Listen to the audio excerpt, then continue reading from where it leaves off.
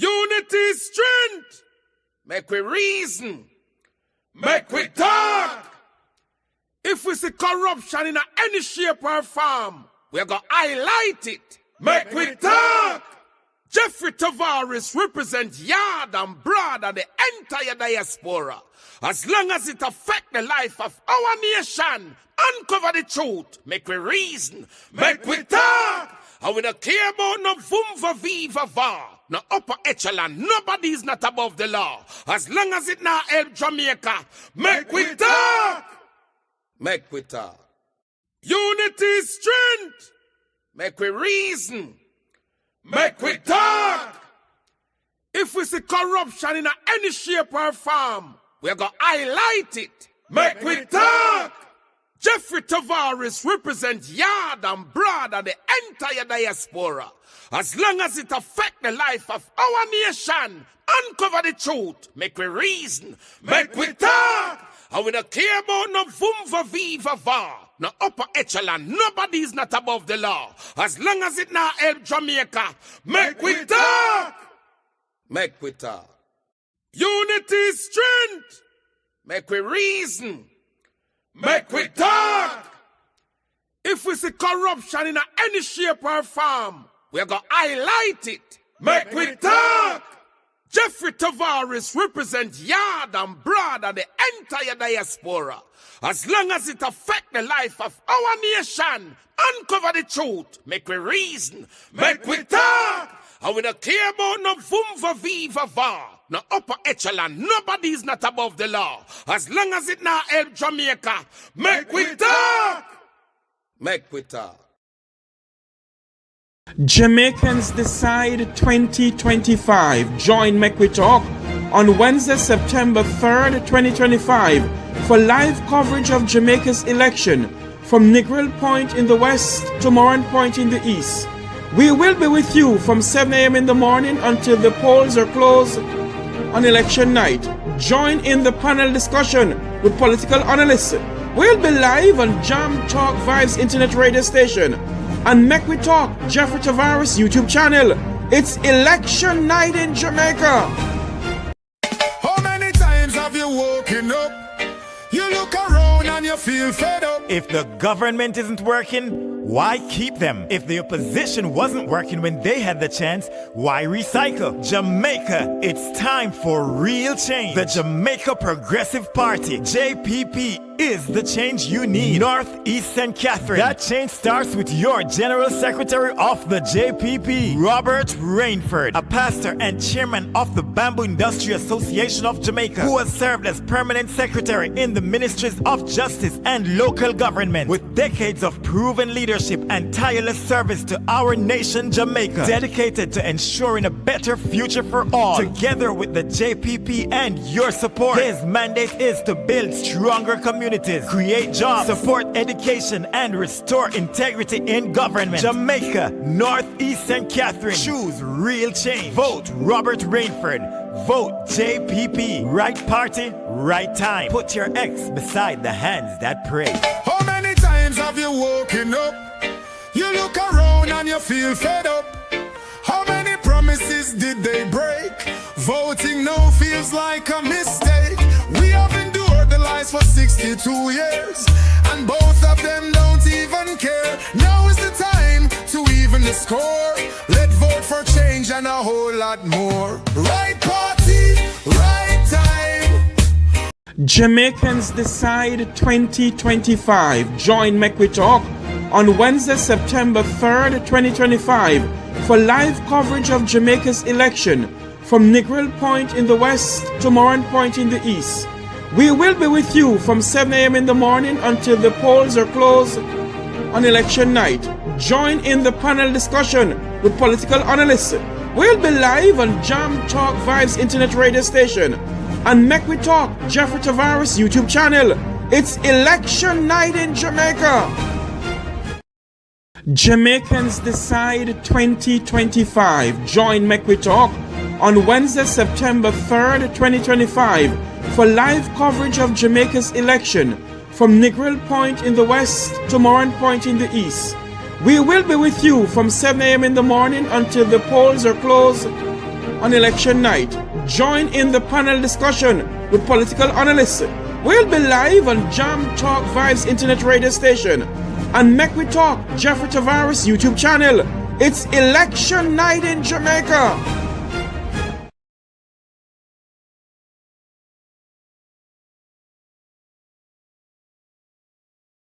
Jamaicans Decide 2025. Join Mek Wi Talk on Wednesday, September 3rd, 2025 for live coverage of Jamaica's election from Negril Point in the west to Moran Point in the east.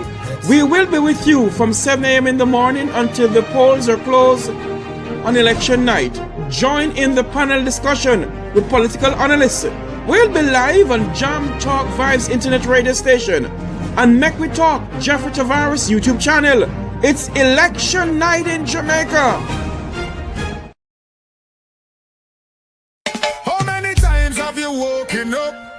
You look around and you feel fed up. If the government isn't working, why keep them? If the opposition wasn't working when they had the chance, why recycle? Jamaica, it's time for real change. The Jamaica Progressive Party, JPP, is the change you need. North, East, and Catherine. That change starts with your General Secretary of the JPP, Robert Rainford, a pastor and chairman of the Bamboo Industry Association of Jamaica, who has served as permanent secretary in the Ministries of Justice and Local Government, with decades of proven leadership and tireless service to our nation, Jamaica, dedicated to ensuring a better future for all. Together with the JPP and your support, his mandate is to build stronger communities, create jobs, support education, and restore integrity in government. Jamaica, North, East, and Catherine. Choose real change. Vote Robert Rainford. Vote JPP. Right party, right time. Put your X beside the hands that pray. How many times? Jamaicans Decide 2025. Join Mek Wi Talk on Wednesday, September 3rd, 2025 for live coverage of Jamaica's election from Negril Point in the west to Moran Point in the east. We will be with you from 7 a.m. in the morning until the polls are closed on election night. Join in the panel discussion with political analysts. We'll be live on Jam Talk Vibes Internet Radio Station and Mek Wi Talk, Jeffrey Tavares YouTube channel. It's election night in Jamaica. Jamaicans Decide 2025. Join Mek Wi Talk on Wednesday, September 3rd, 2025 for live coverage of Jamaica's election from Negril Point in the west to Moran Point in the east. We will be with you from 7 a.m. in the morning until the polls are closed on election night. Join in the panel discussion with political analysts. We'll be live on Jam Talk Vibes Internet Radio Station and Mek Wi Talk, Jeffrey Tavares YouTube channel. It's election night in Jamaica. Jamaicans Decide 2025. Join Mek Wi Talk on Wednesday, September 3rd, 2025 for live coverage of Jamaica's election from Negril Point in the west to Moran Point in the east. We will be with you from 7 a.m. in the morning until the polls are closed on election night. Join in the panel discussion with political analysts. We'll be live on Jam Talk Vibes Internet Radio Station and Mek Wi Talk, Jeffrey Tavares YouTube channel. It's election night in Jamaica.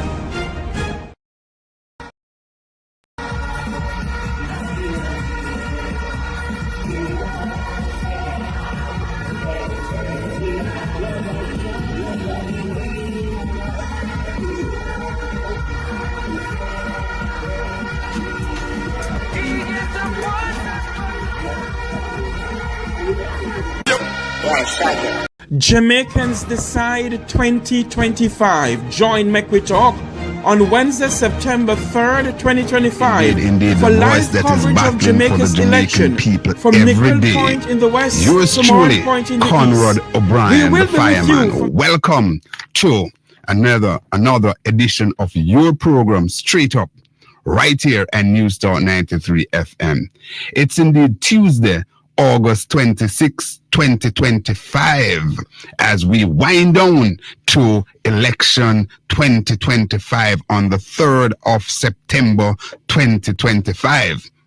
We're coming to you live from the studios of Mona. We're coming to you live from the studios of News Talk 93 FM right here at UWI Mona campus in the parish of St. Andrew, Jamaica.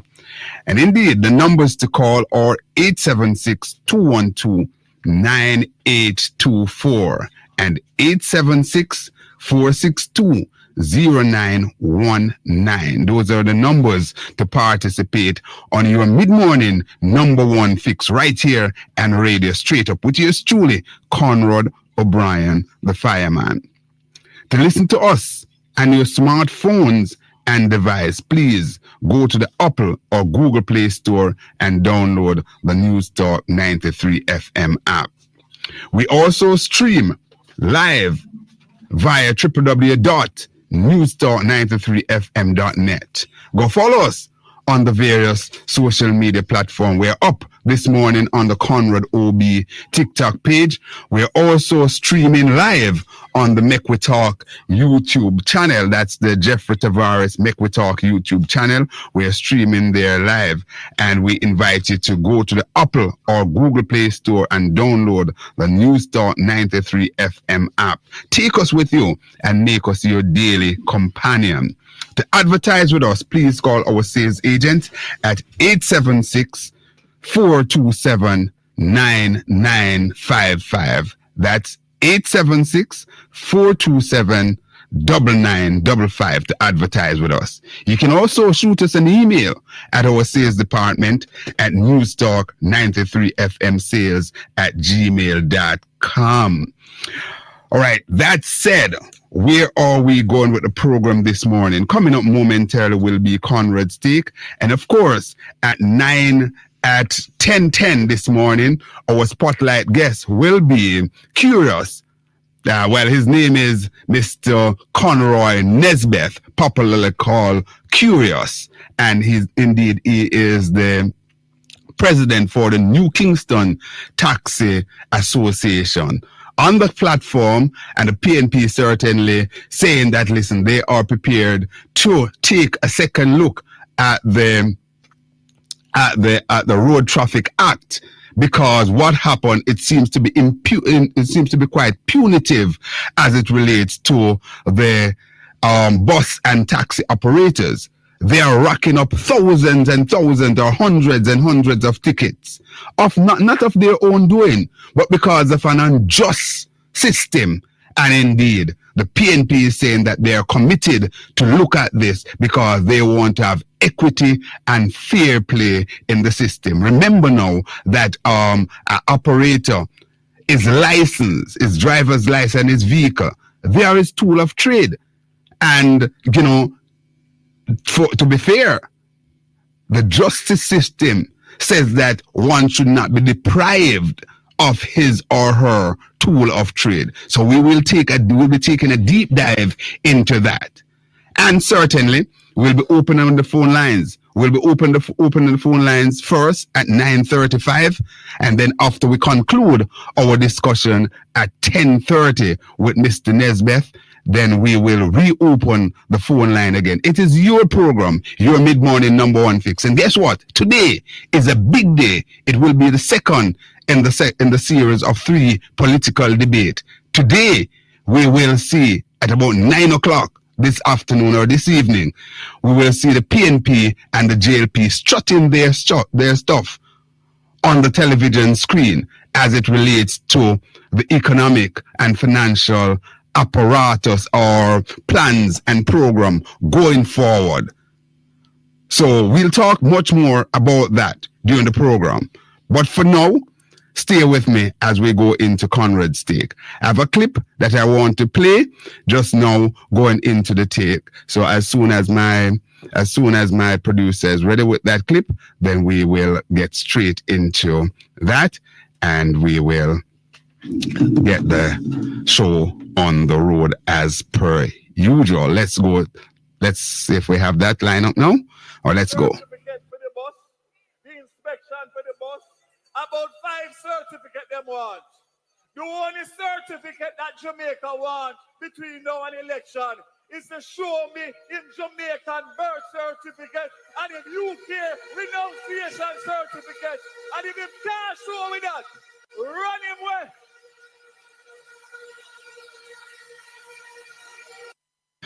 Thanks a lot. Thanks a lot for that. Now, we talk about recklessness. And, you know, people in Jamaica, we must put a Daryl Vaz in his place. And I'm saying we because I'm speaking collectively. Both PNP, JLP, people of no political persuasion. We must demand a level of decency and we must demand accountability. Now, Daryl Vaz, right? Daryl Vaz, as Minister of Transport, through the JLP government as well, because this is also collective responsibility through the cabinet. They said to us that they spent $1.4 billion to roll out 110 old buses that have been decommissioned in the United States.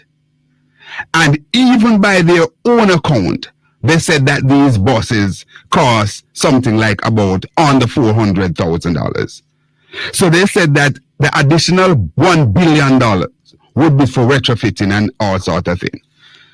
And the opposition, People's National Party, and by extension, Jamaica, civil society, and others, people in media like myself and others, we have been calling on the minister, and by extension, the government, to present the certificates on the various receipts for these buses.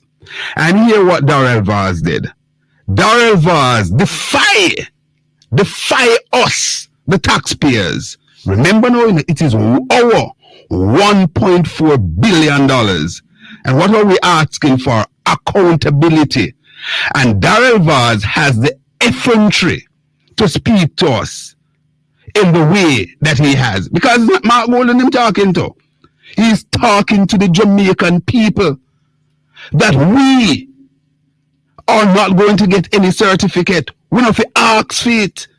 The only certificate that we should expecting is Mark Golden's birth certificate. When that's a non-issue. Because everybody knows that Mark Golden said over and over, and he was born right here in Jamaica at UHII, the University Hospital of the West Indies.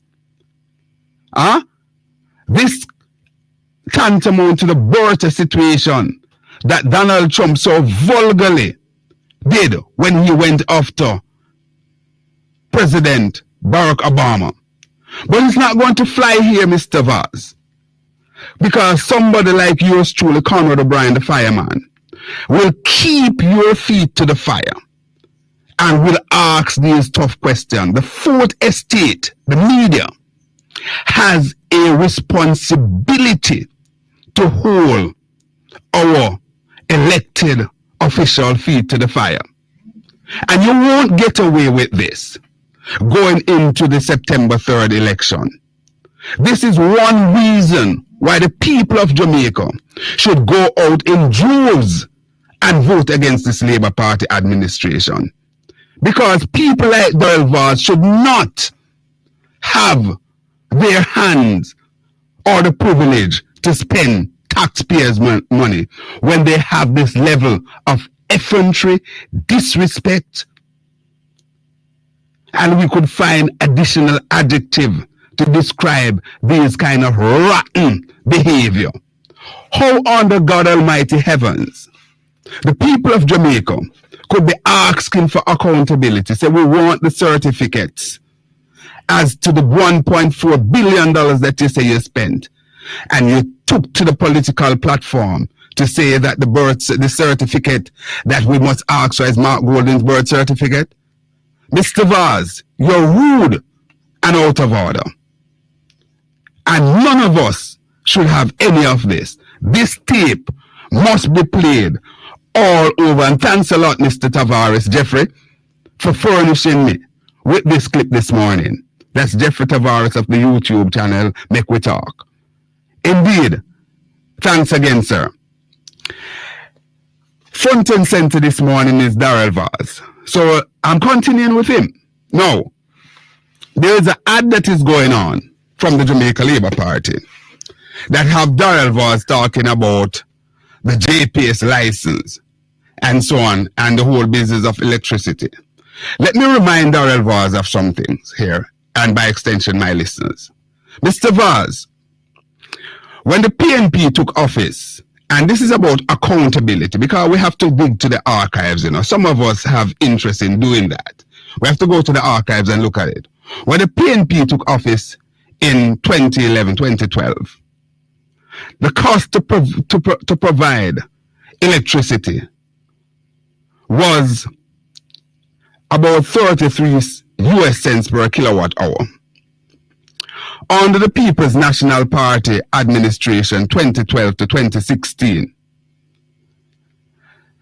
under Portia Simpson Miller and Philip Powell as energy minister, they went on an assault to reduce the cost of electricity. They invested a lot of renewable energy, the Wigton Wind Farm and others, that which the Jamaica Labour Party government saw so successful that they basically privatized that and rake in billions of dollars from that Wigton windfall privatization, right? So that's there. And when the dust was settled in 2020 by 2016, the cost per kilowatt hour for electricity reduced to 22 cents per kilowatt hour. That's US.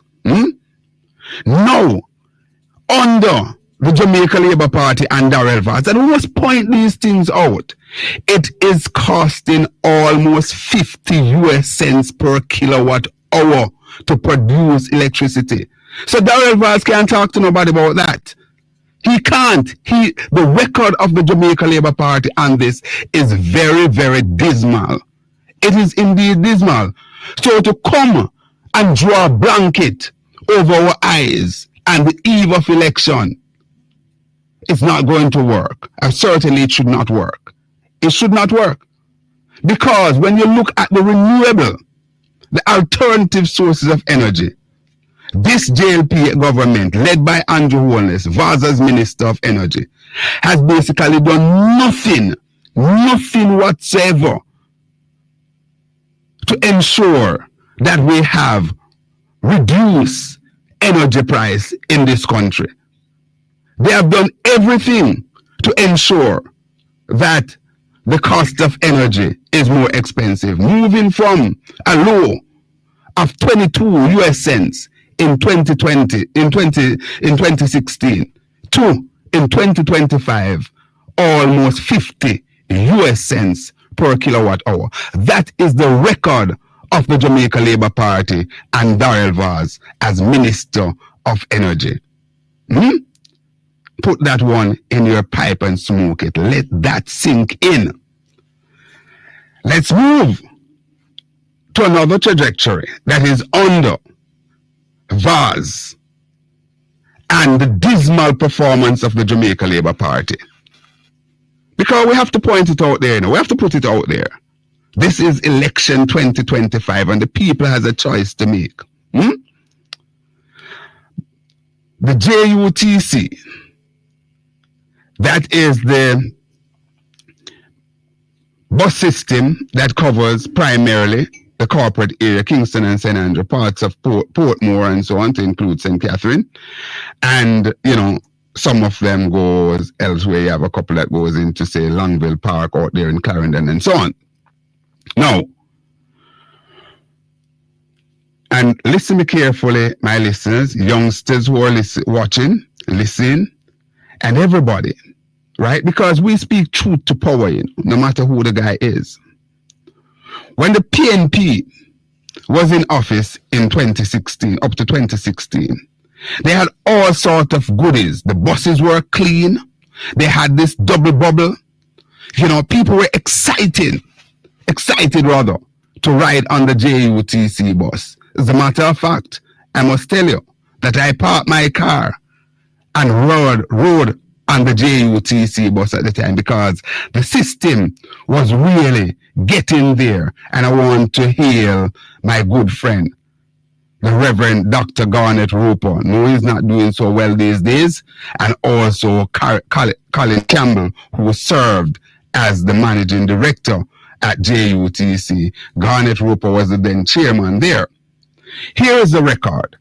And the archives are there. So you can go and check it. Because the fireman guard his credibility zealously. The People's National Party was rolling out up to 450 buses per day. Per day. Now, the JUTC hardly have 250 buses. That is the situation that has been presided over by this Labour Party government headed by Andrew Holness and Daryl Vaz as the Minister of Transport. On a daily basis, even people who I offer ride tell me the situation that they can't get a 70 bus or whatever number bus it is. The system is appalling. And Friday, journeying to Broadcast House here, I saw at least 2 JUTC bus broke down on the boulevard coming into Kingston, coming into the corporate area. So those are that's a dismal record of Daryl Vaz. And I believe that the people must take all of those things into consideration. Lots of things on the offering to talk about this morning, but I figured it was absolutely important for me to put these things out there front and center and to show the lack of credibility of Vaz and by extension this Holness government. Be careful of all of these promises that are now being rolled out by them. They had 10 years to do it. It is the opposition that should be now rolling out promises, and you must now hold their feet to the fire to basically fulfill their promises.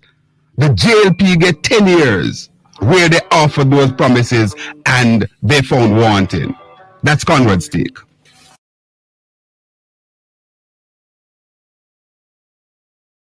Jamaicans Decide 2025. Join Mek Wi Talk on Wednesday, September 3rd, 2025 for live coverage of Jamaica's election from Negril Point in the west to Moran Point in the east. We will be with you from 7 a.m. in the morning until the polls are closed on election night. Join in the panel discussion with political analysts. We'll be live on Jam Talk Vibes Internet Radio Station and Mek Wi Talk, Jeffrey Tavares YouTube channel. It's election night in Jamaica. I've had to work for anything that I have had. I have said it before and I will say it again. I don't know what a gold spoon looks like. It has never been in my mouth. So Comrade Golden, when I hear Andrew, I say him never born with gold spoon in my mouth. That does not mean you should steal it.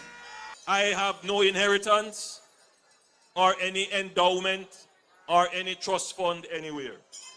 That does not mean you should steal it. How many times have you woken up? You look around and you feel fed up. If the government isn't working, why keep them? If the opposition wasn't working when they had the chance, why recycle? Jamaica, it's time for real change. The Jamaica Progressive Party, JPP, is the change you need. North, East, and Catherine. That change starts with your General Secretary of the JPP, Robert Rainford, a pastor and chairman of the Bamboo Industry Association of Jamaica, who has served as permanent secretary in the ministries of justice and local government. With decades of proven leadership and tireless service to our nation, Jamaica, dedicated to ensuring a better future for all. Together with the JPP and your support, his mandate is to build stronger communities, create jobs, support education, and restore integrity in government. Jamaica, North, East, and Catherine. Choose real change. Vote Robert Rainford. Vote JPP. Right party, right time. Put your X beside the hands that pray. Jamaicans Decide 2025. Join Mek Wi Talk on Wednesday, September 3rd, 2025 for live coverage of Jamaica's election from Negril Point in the west to Moran Point in the east. We will be with you from 7 a.m. in the morning until the polls are closed on election night. Join in the panel discussion with political analysts. We'll be live on Jam Talk Vibes Internet Radio Station and Mek Wi Talk Jeffrey Tavares YouTube channel. It's election night in Jamaica. Yes, Jamaica. The date has been set. The date has been called. Let's get together to pray for the Lord to have his way. Eternal Father, bless our land. Guide us with thy mighty hand. Keep us free from evil powers.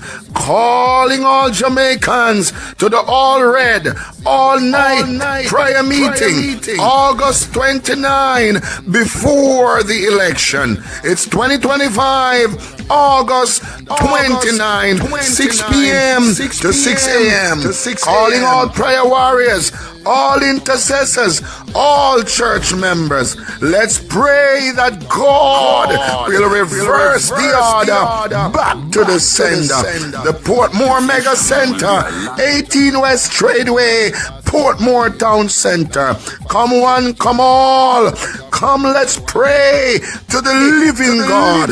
Jamaica is not what man says, is what God says. Come, let's pray.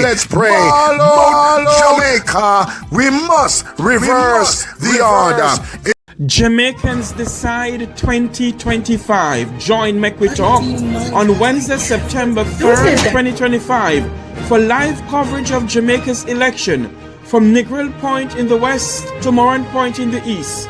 We will be with you from 7 a.m. in the morning until the polls are closed on election night. Join in the panel discussion with political analysts. We'll be live on Jam Talk Vibes Internet Radio Station and Mek Wi Talk Jeffrey Tavares YouTube channel. It's election night in Jamaica. Jamaicans Decide 2025. Join Mek Wi Talk on Wednesday, September 3rd, 2025 for live coverage of Jamaica's election from Negril Point in the west to Moran Point in the east. We will be with you from 7 a.m. in the morning until the polls are closed on election night. Join in the panel discussion with political analysts. We'll be live on Jam Talk Vibes Internet Radio Station and Mek Wi Talk Jeffrey Tavares YouTube channel. It's election night in Jamaica. Jamaicans Decide 2025. Join Mek Wi Talk on Wednesday, September 3rd, 2025 for live coverage of Jamaica's election. My name is Conrad OBrian Straight Up. We go up until 12 midday. We're coming to you live from the studios of News Talk 93 FM right here and the campus of UWI Mono in the parish of St. Andrew, Jamaica. We're also up on the Conrad OB TikTok page, and we're also streaming and the Mek Wi Talk YouTube channel as well. That's the Jeffrey Tavares YouTube channel. Just a second there, caller. One of my listeners, Sonia, I think this is coming in. Yes, Sonia is saying that I cannot believe what I just heard Daryl Vaz saying. It must have been an AI production with his voice. Seems like it's certification that they have no documentation. It begs that question, Sonia. I totally agree with you. It's out of order. It's a piece of effrontery. This guy, and by extension, the government is behaving as if Jamaica is belong to them. We must send a strong message. And I would be saying this had it been Mark Walden Prime Minister and the PNP in government. We must take a stand. Hello, welcome caller. Morning, sir. Hi, good morning. How are you doing, sir? Not too bad, sir. Yes, Portmore, go ahead, sir. I don't know him, but I said this thing years ago that I was a parliamentarian. Some of these politicians, they would have charged me that I couldn't hear, but I would pay the fine and the 10 suspended from parliament. But some of them politicians, some of the things that come from out of their mouth, then we don't jam one buck. Well, we're not promoting violence, but so we're not promoting violence. Some of them too out of harder. And I wonder, but Portmore, people are behaving like them are butching master. They are not elected by the people. They are some kind of a royalty that they can just make decrees and nobody dare question their. But Portmore, let's examine this. How could any public official spend $1.4 billion of taxpayers' money? And when the country asks for the documentation, the certificate, this is how you respond. Daryl Vaz should be punished at the poll in no ordinary way. And I'm making no bones about it. He should be punished. And a poll them to go punishment, a prison them to go. Well, the judicial system will take care of that, because I believe that there should be a deep dive forensic investigation into this one. This $1.4 billion spent. It can't go like this. Should never be allowed. How much money Jamaica losing annually from corruption and criminality? 5% of the budget, sir. 5% of the budget.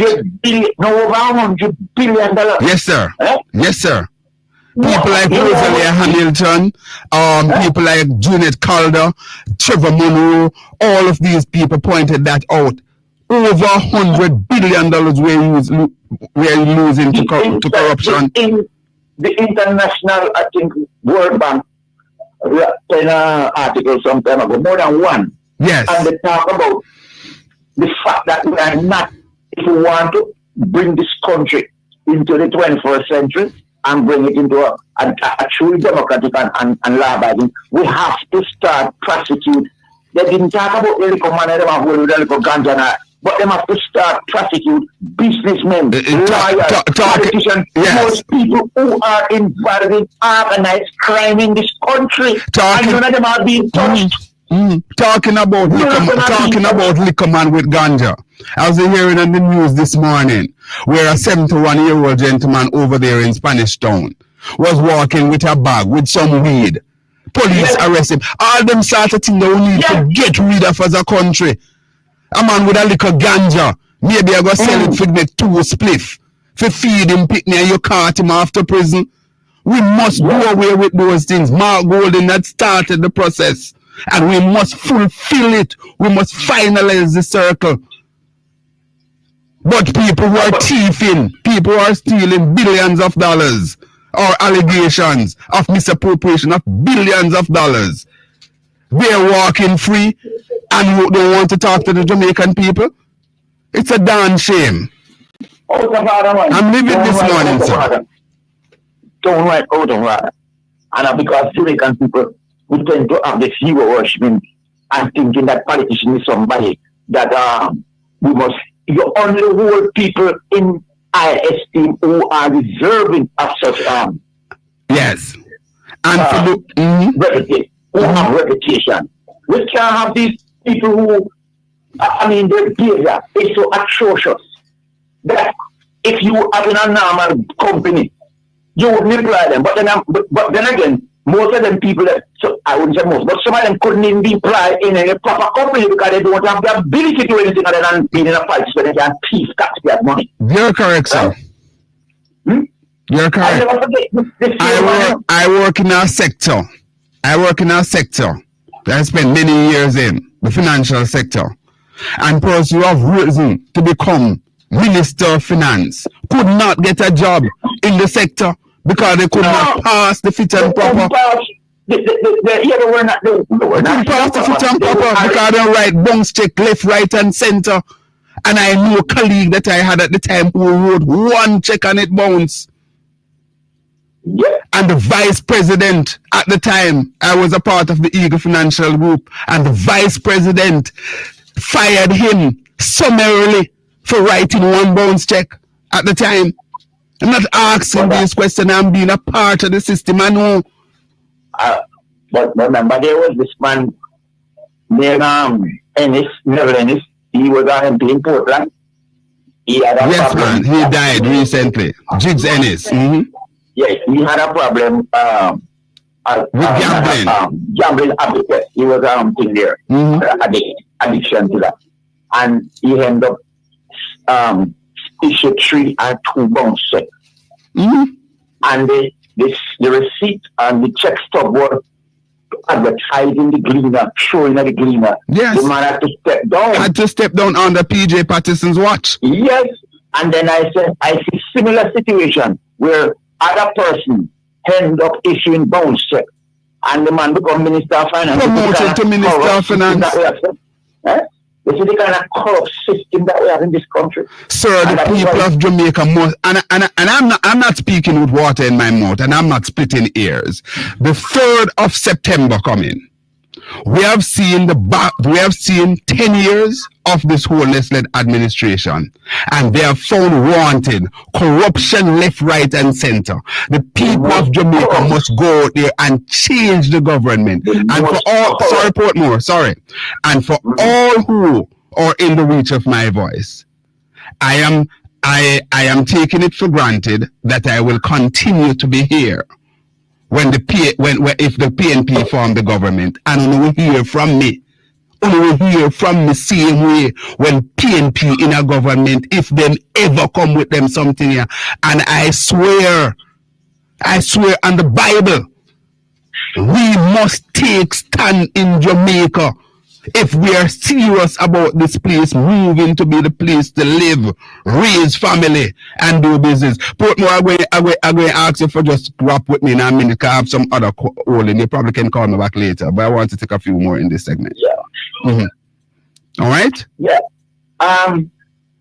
Yesterday when I cautioned about this tax breaking out, when you experience something, and I know maybe people look at you and say you don't have certain expertise, so you don't know what you're talking. But I remember 2008, and I say, what I know, when a country gives back money, it is usually when you have excess, like when you have a surplus, and then you say you're going to give back something in order to stimulate. But in a situation where right now we're doing it, we are taking out millions, billions of dollars, trying to suck up money out of the system. We're taking millions of foreign exchange, trying to hold the dollar stable. None of these process is working right now. So the dollar is still sliding. Every time the dollar slides, everything in this country goes up. So when you hear them talk about no new taxes, they don't need to. All right, Portmore. Let's pick up on that. All right, thanks a lot. All right, let's continue to take the calls, and we see how many we can take in this segment here. Hello, caller. Good morning, Conrad. Hi, good morning, Mr. Gray. How are you doing, sir? Yeah, man, what I'm going to participate, you know, I'm democracy, and Jamaica don't choose because we're born there. We have no choice. You can make it. But Conrad, when we say JLP, you know, some of the things, we have a discussion with, you know, one can boost both national housing trust. You understand? I think that national housing trust of JLP did a pose on the man. Remember when Jones were building a Dunkirk, paying land.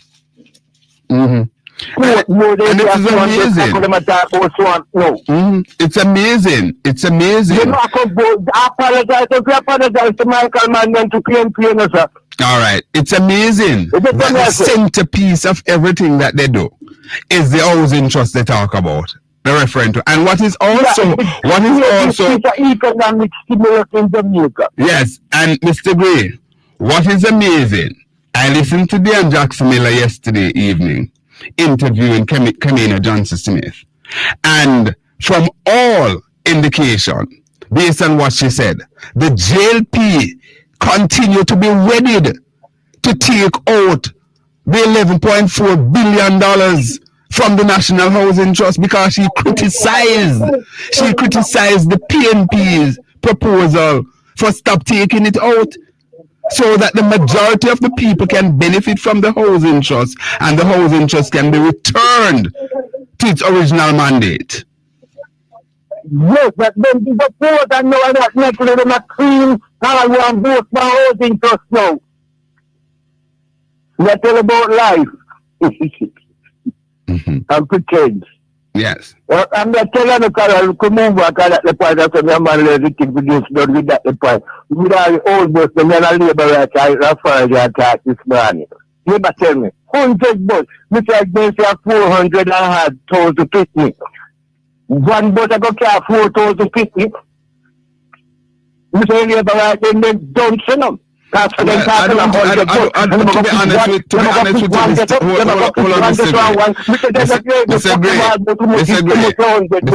Mr. Gray, hold on. I kind of conduct my program a little bit differently. You know? I don't even want to ascribe the notion of dunce to people. I don't really want to go there, you know. Yes, power, mathematical improbability. Because that's the way we could do with that argument too. It's debate. Hold on, sir.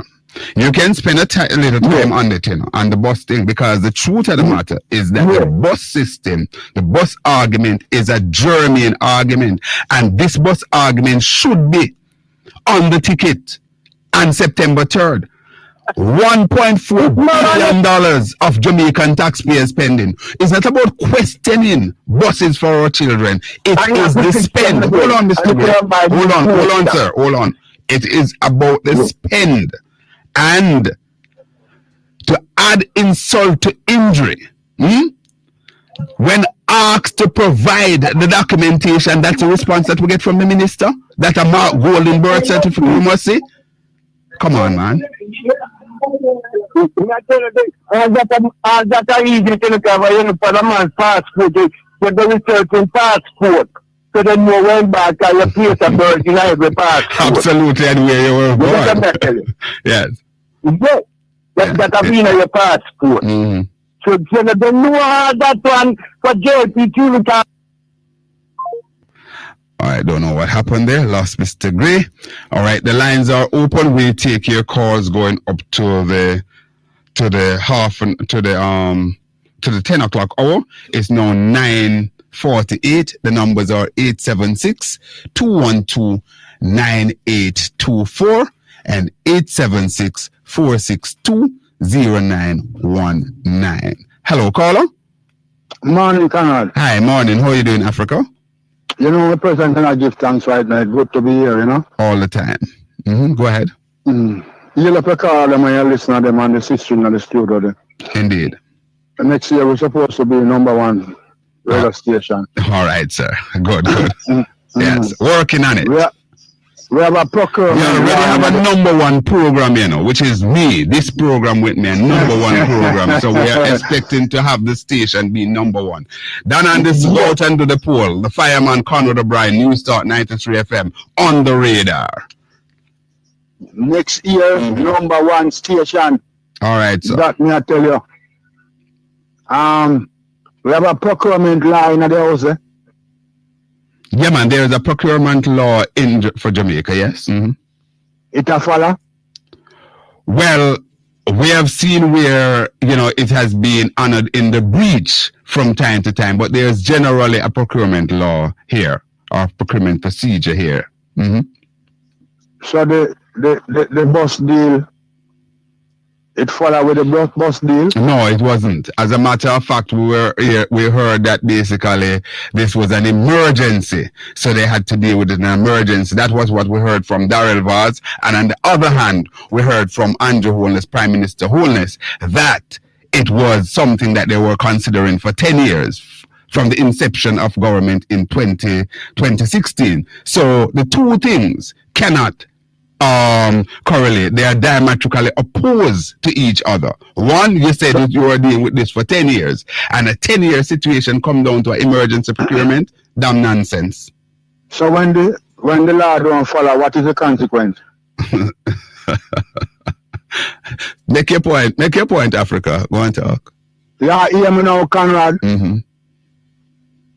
When we do anything out there, you know, my brethren, a jail and court and prison, you know. Mm-hmm. When the law not follow in the house there, what is the consequence, Conrad? Africa, our constitution need to have a proper overall and put all of these underpinning into it that you're talking about. So people don't just get a slap on the wrist, and people don't just resign and so on and so forth. But certainly punitive measures should be meted to them. Over $3 trillion can't be accounted for in this ministry. No police now investigate them. What going on, Conrad? Mm-hmm. It's a sad state of affairs, sir. Something is rotten in the state of Denmark or in the state of Jamaica, and it is not fit. But the corruption stinks to the high heavens. Nobody can First in the history of Jamaica, we have seen where corruption is so all-pervasive all across the agencies and ministries in this country, sir. When you lock up Nzinga and Trimar, when you lock up Maria Dean and murder him, and who can't investigate? Huh? Mm-hmm. Today we have a former minister. All right, sir. Good. Take care. Give thanks, Conrad. Give thanks. All right. Today we have a former minister of education. Court outstanding for how many years cannot come to a conclusion. I'm not here ascribing whether there's guilt or innocence, but certainly, how can you have a system in our country where a minister of government, right, is charged for malfeasance along with his wife, daughter, councillor of the party that he support, a former president of a university, and it is just languishing like that? It is sad. It is sad. Jamaica need to be fixed. Jamaica need fixing. Let's take the calls. Hello, welcome caller. Morning, Obi. Good morning, Marshy. Mm-hmm. How you doing? I'm fine, thank you, sir. A little bit upset this morning, but I'm good. I'm the kind of upset too. You must afraid to call spade. No matter about you not like call people dunce. If a man dunce in dunce, and if he lie. Right? Colonel Charles Jonas stand up in the debate and I said the savings that from the JUTC, I then take by 100 new school bus. Well, that was a lie. The whole rotten bus. And him stand up in the debate. And the hypocrite them at Bradley Avenue think it hard to call him out and talk to him about it. Then groan and I said that's the JP win the debate. You know, we know then lie already. But listen, you know, man, 1 second, I don't want to miss the trend after. When a man dunce, Daryl Vaz did that dunce. And listen this. The PNP is not in power. How Daryl Vaz are going to tell people to vote out the PNP? Vote them out. We are not in. We cannot vote out. Daryl Vaz is a damn dunce. Come on, man. Stop put the foot in, man. Stop go on the bush, man. The man them dunce. All right. Him wife have a pretty face. All right. But to go up there, and the top great men reach and kept were not attained by sudden flight, but while they come and keep tiling upward through the night. And she read it and can't read it. And Daryl Vaz can't pronounce some simple words. If a man dunce him dunce, and don't be afraid to say them dunce. All right, Marshy, I hear you. I haven't gone no further. All right. Thanks a lot for this morning. as we continue to march up to the 10 o'clock hour. It's now 3 minutes going up to 10 o'clock. Of course, we'll be having Mr. Conrad Nesbeth, Kurious, who is the president of the New Kingston Taxi Association. He'll be talking to us at 10:10 as the PNP, looking at aspect of the Road Traffic Act that are so punitive to persons who have invested in this business, the business of buses and taxis. And, people are faced with hundreds of tickets and so on and so forth as a result of not any doing of their own, but just certainly because the state have not provided the requisite amenities so that they can ply their trades properly. We're not talking about here people who are driving recklessly on the road and so on. If people are driving recklessly and carelessly, by all means, they should be punished, whether they are public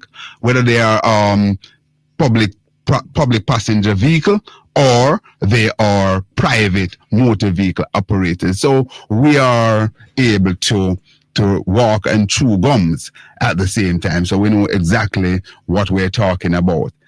The numbers are 876-212-9824, 876-0919. Won't be able to take any more call before the break at 10 o'clock. So we're inviting you to call in after we conclude our discussion with Mr. Nesbeth. Now, I listened yesterday, again, because as I tell you all, I listen widely. And I was listening to a program yesterday evening. And a caller who normally called me here, haven't called me for some time. His name is Carl. And he was talking to Mr. Hughes and his program yesterday afternoon. And the gentleman called and he said that the PNP has never grown the economy. The economy has never grown under the PNP. And I heard Cliff on their burst. Yes, and supporting the man in what he said. And I said to myself that when people, for whatever reason, just decide to carry a line, they will do anything and put their credibility at risk. Because Cliff knows. Cliff is one of the most erudite journalists in Jamaica. I'm going to say that because I am not questioning Cliff Hughes' poise as a journalist. He is indeed one of our finest, but he chooses to take a particular route, and that in itself brings one's credibility into question. I'll talk to you about that when I come back from the break. Let's go to the 10 o'clock break. Stay with me, Conrad OBrian, the fireman, News Talk 93 FM. So come.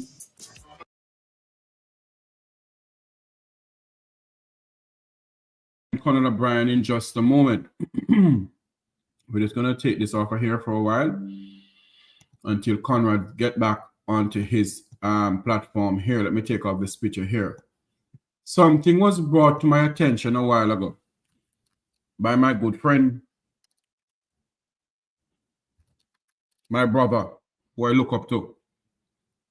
Someone who I have the utmost respect for. There's an idiot from the belly of the Jamaica Labour Party that named John. A fool, an idiot. He came on the platform last night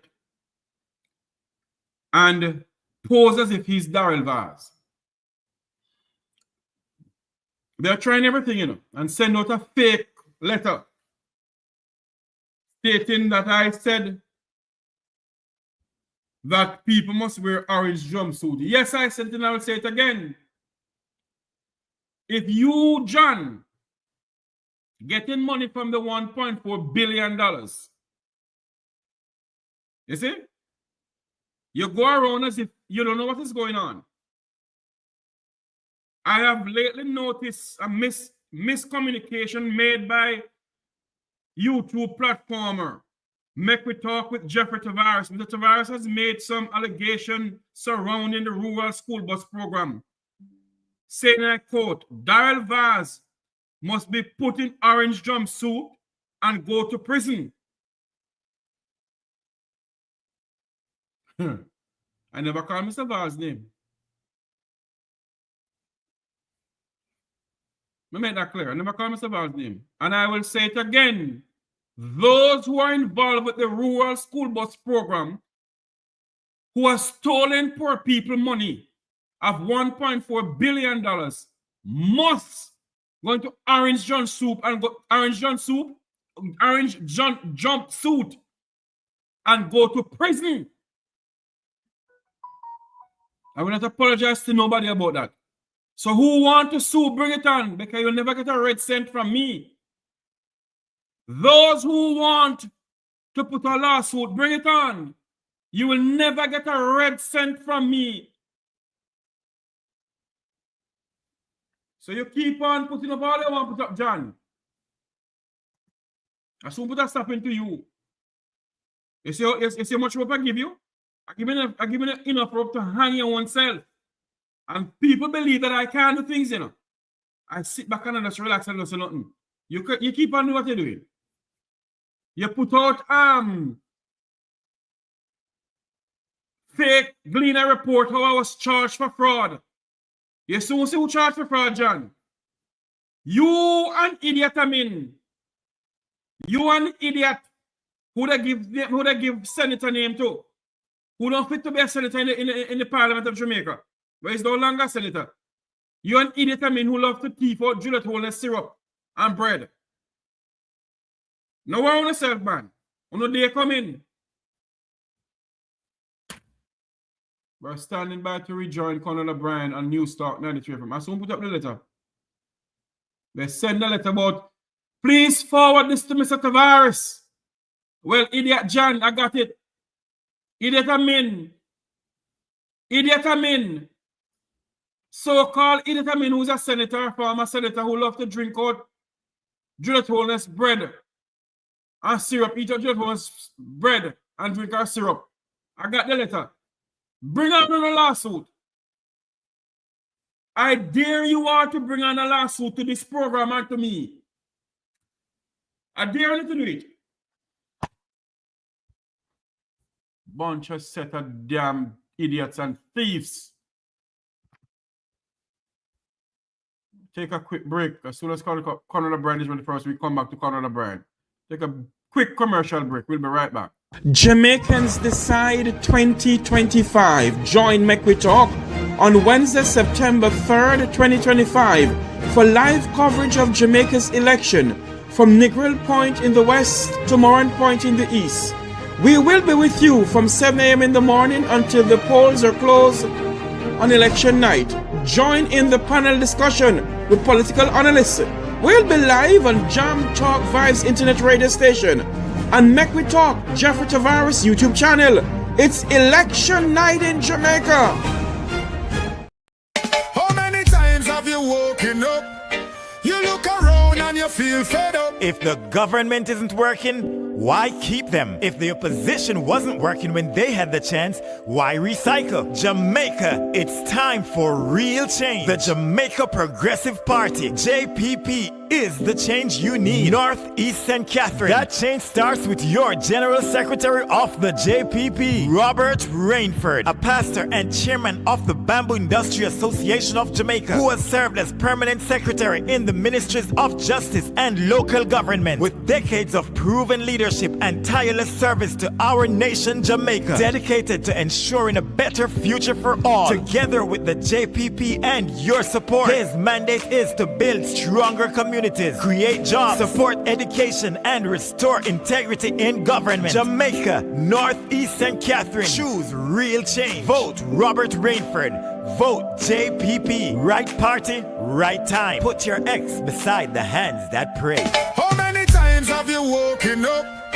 Jamaicans Decide 2025. Join Mek Wi Talk on Wednesday, September 3rd, 2025 for live coverage of Jamaica's election from Negril Point in the west to Moran Point in the east.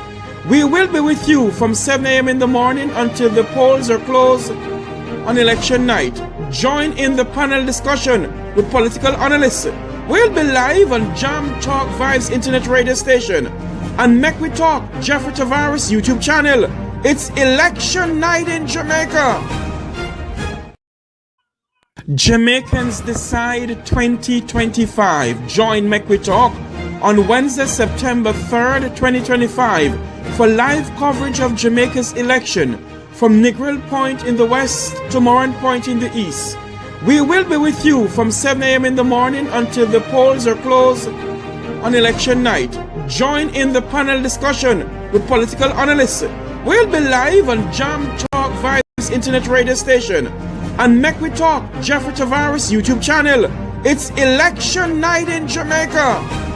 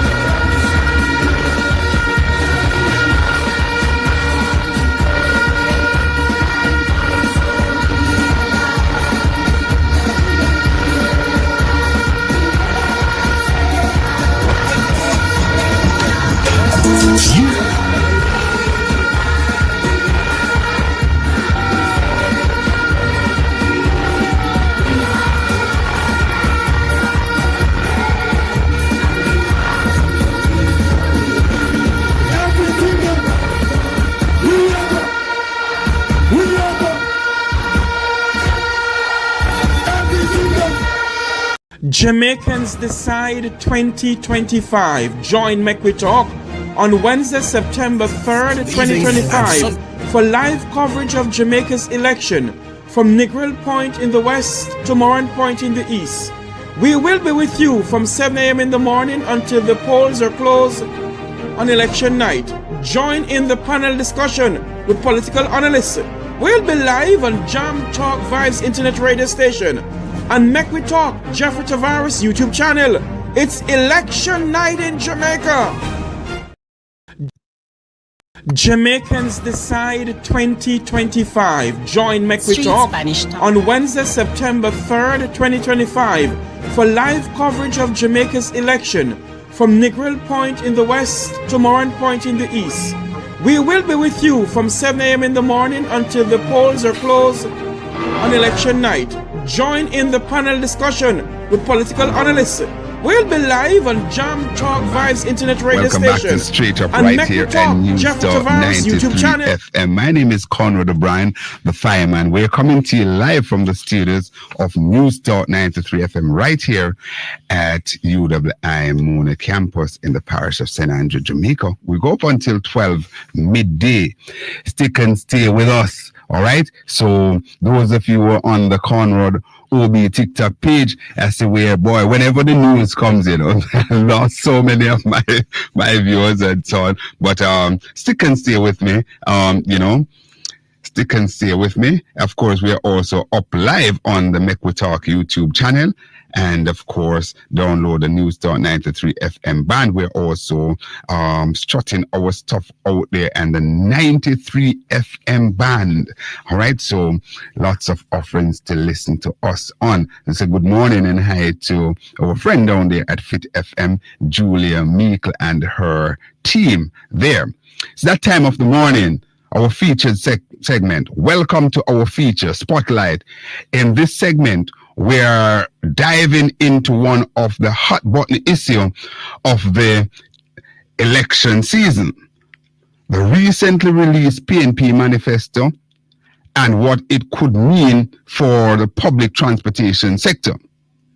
Joining us now is a key voice in the industry, Mr. Conroy Nesbeth, president of the New Kingston Taxi Association, as someone deeply connected to the daily realities of our taxi operators and commuters alike. Mr. Nesbeth brings first-hand insight into how the proposal laid out by the People's National Party could impact drivers, passengers, and the overall transportation landscape.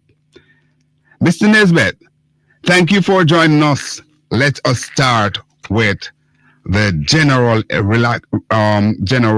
reaction to the PNP manifesto. What stood out most to you, sir? Mr. Nesbeth, welcome. Yes, sir. Good morning. How are you doing? Good, thanks. Good. I must say good morning to all your listeners.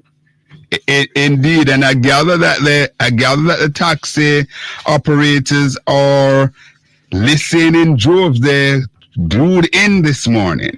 I want to say hi and good morning to them, especially those from your association. Well, I can tell you that the members are pleased to hear that the transport minister to be, Mr. Michael Phillips, and the People's National Party is looking to deal with the sector more fairly and more justly. Matter of fact, members are expecting a relief. Yes.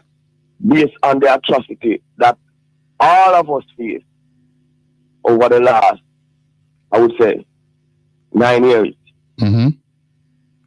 But the last 4 years, especially after Corona, has been the worst for the members when the government decide to implement a new traffic ticket system and use the old system, upload it to the new system, and decide to just take our people driver's license. Now, when we learn about this thing, yes, we approach the government just to let them aware that, hey, we have found that your system is corrupt. 1, 2, a lot of the drivers them have gotten these tickets unfairly and illegally. We are talking about a arbitrary and a randomly charging ticketing system. Still for a moment there. You said randomly and illegally. How explain that for a second to our listeners, please. All right. I said illegally. And I also said random and arbitrary. You know, I repeat that deliberate so that people understand. Random and arbitrary, where you just get in charge without doing nothing. You just get in charge just to do your work. You know, every stop in the corporate area is potentially a ticket charge. Wow. I used 4 tickets recently. Point out at that meeting that link up with the People's National Party. 4 tickets alone. And please remind and people was frightened. People was frightened. And I will go through the 4 tickets quickly for you. Go ahead, sir. We get a ticket charge for every bus stop. When we stop to let off our pickup at every bus stop in the corporate area, there's a $10,000 ticket charge for that. When we does not stop at the bus stop, there is also a ticket charge that states ticket for not stopping at the bus stop. That is number 2. So you're damn if you do and you're damn if you don't. There's also a ticket charge for the yellow painted sidewalk, and that permeates the entire corporate space. When you drive to work at university, if you observe, you're gonna notice that the whole entire sidewalk of all our major roads in the corporate area is painted yellow. There's also a ticket for that. So that is 3 tickets that once we stop, once we let off, once we pick up, it is a ticket charge. Now, the Road Traffic Act, it states that we should pull to the near left side of the road, not just PPV operators, including a private vehicle, pull to the near left to whether you're letting off your son, your daughter, you're picking up your wife, or your mom, or your friend. Every Jamaican have a right to drive on the road, use the road, and pick up your relative, your friend, or family. True or false?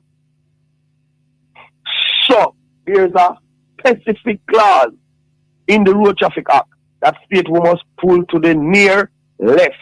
When we do that to pick up passengers, we get a charge for obstruction.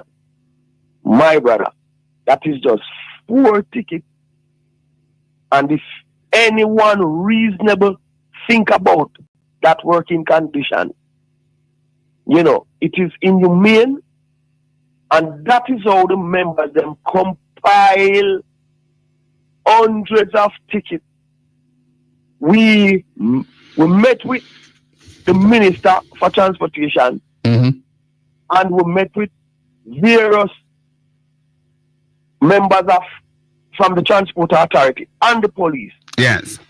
We communicate these things to them that, listen, these tickets that the government claim to be outstanding, there's a lot of issues with them. And matter of fact, them need to clean them system and give us a proper working condition. Until this day, we doesn't get that. So we strike. We have 2 major strikes in the last 3 years after Corona. Just to get these matters addressed. The government tell the public that we have a lot of outstanding matters because we drive dirty, while that is, I'm saying that happened.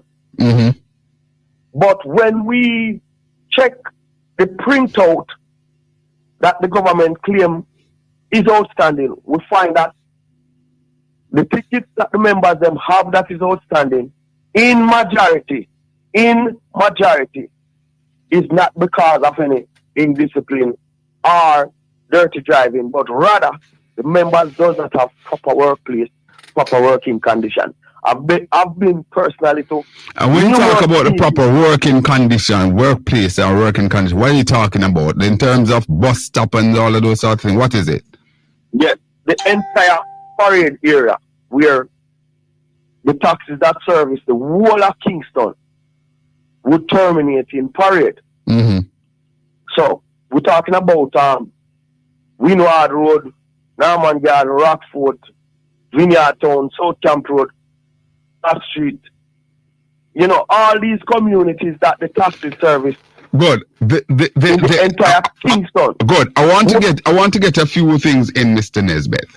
The PNP is making a commitment that, listen, they are committed to look at the Road Traffic Act because the measures are so punitive, right? So, for example, how taxmen just get ticket arbitrarily. Also, they are planning and they are looking at basically creating proper parking areas so taximen would not face these atrocities and so on. They're also committed to look at the tickets that you guys have received, so you can get a reprieve because they understand that your driver's license and indeed your motor vehicle or tool of trades, so to speak. How is that resonating among your men and women within the taxi, the public sector, the taxi and bus fraternity? Well, I'm saying to you that the members is pleased to hear this coming from the opposition, and we are looking forward to the opposition take over and form government so that we can get our matters addressed. And I am on the front line in encouraging the members that since we're not getting through to the government, we've been rallying them, lobbying them, pleading and begging them more than 4 years now to fix these issues that is grossly affecting the operators displacing them. I want to tell you, brother, it is so horrible. A lot of members, they don't know what GP look like until them start run taxi or bus. Wow. That is how horrible it is. No, Mr. Nesbitt, you have quite a few presidents in the association because there are different chapters and so on. You have one of the known voice in the sector or a known name in the sector, Edgerton Newman. You also have forgot some of the names not coming to me now, but there are some names that are out there. How are they showing solidarity for the overall membership? Are you guys working together, or we find this sort of crab in a barrel mentality and segmentation of the sector, so you're not getting that kind of throughput that you really need? What is going on in the sector there? Well, I have noticed a problem with representation, mainly communicating our issues to the public so that they understand. You know, I always believe that Jamaican people deserve to hear our side of the story, not just the story that the government use their contacts in the media to spread. Because what they told Jamaica was the matters that is outstanding is as a result of indiscipline. And we know that that is not true. While you have members that drive indiscipline, I want to tell you something. It is so sad because I personally does not encourage indiscipline on the road. So it saddens me when I hear this false narrative go to the public. The taxi operators and bus operators that actually drive bad, they are hardly penalized because the police are strategically placed in Arbitrary, in downtown, in Crossroad to ticket members, not when them are drive bad from the outside, but when them come to let off or pick up them passengers. Wow. That is the truth. So you're being used, one could say, Mr. Nesbitt, as a cash cow, so to speak, to basically meet what we understand that there is a quota that police officer get. You're seeing it where this thing is directly impacting you guys, and by virtue of that you're used as a cash cow. That you just said is a fact. Government announced that they're looking to get $1 billion from traffic tickets. $1 billion. We question them as to how they can budget for someone to break the law. Because in order for you to budget for traffic tickets is proceeds of, you can look at it as proceeds of crime. In other words, if nobody not broke the law, the government cannot get any money. So we question them as to how the hell them can have a budget where they are targeting $1 billion. And it means that they put in place the mechanism where they can write these tickets, flood the members them with tickets, hence them can meet their target. And that is why I'm saying again, the random and arbitrary charging of the members, that is what is happening. Where literally every stop is a let off. Whichever route you're on, I can use Arbitrary to pop in as an example. A driver leaves Arbitrary on his way to pop in, and a passenger want to come off at Sovereign. When that driver pull over at the bus stop at Sovereign, a police service vehicle pulls up behind him and give him a ticket. That ticket is $10,000. And that situation that I just highlight, it can happen at any and every bus stop. When you're driving through Crossroad, if you notice, you will see the police writing their ticket in Crossroad Square. Seldomly, when these drivers is doing the out and bad, they get charged, and that is what we communicate to government. Listen, we need to ensure that catch those who is actually committing the breach. Mm-hmm.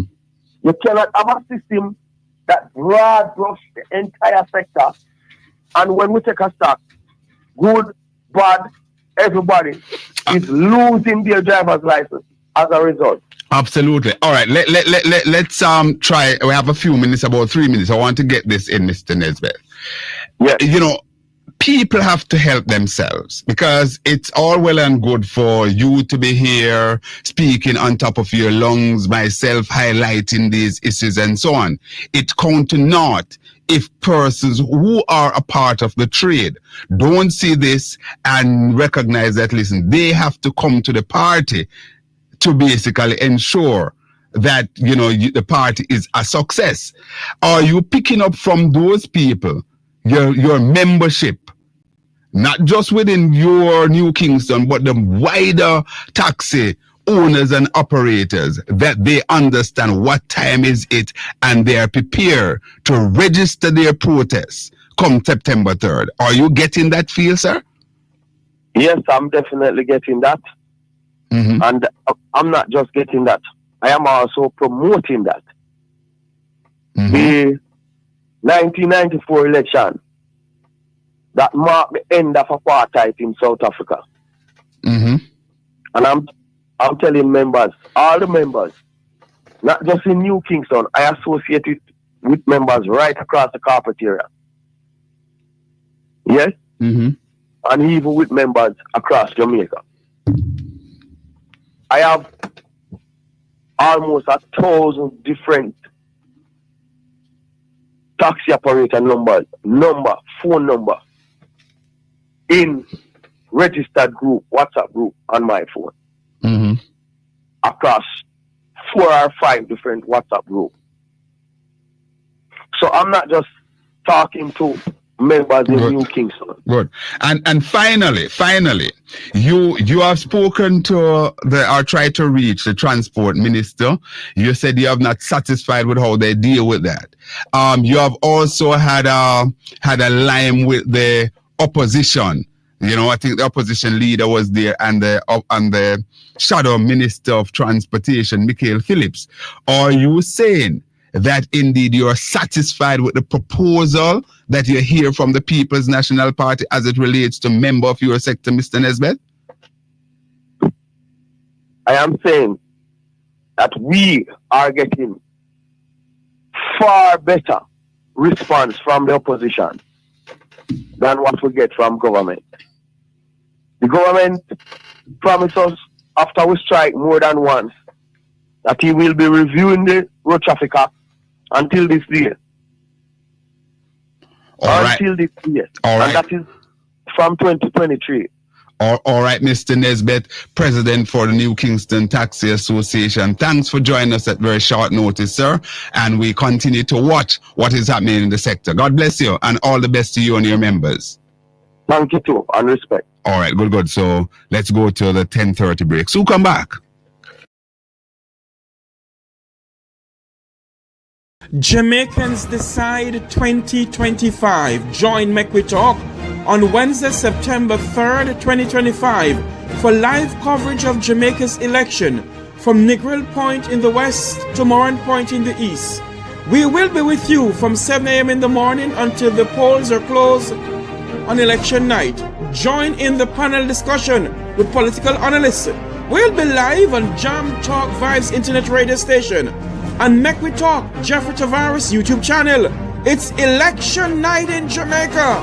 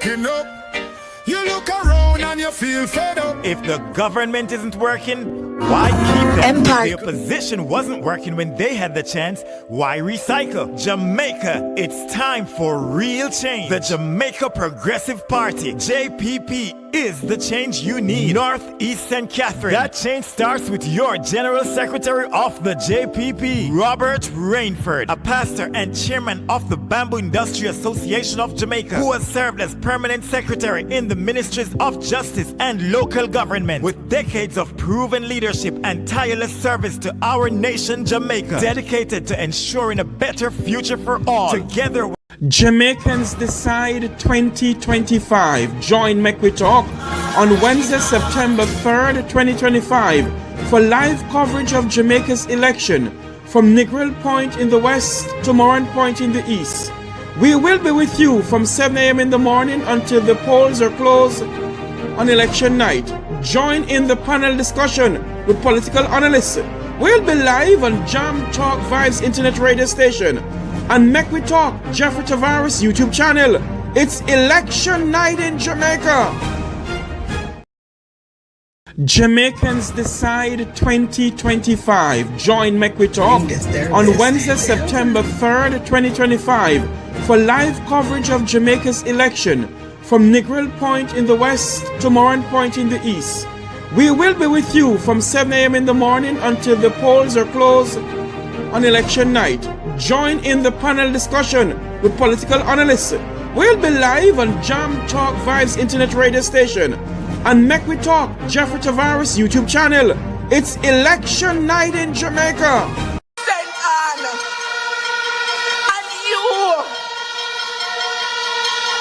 You can trust that when you send me to Parliament, you not have a bench warmer or a table knocker, but you have a champion who is ready to serve you. And so I do not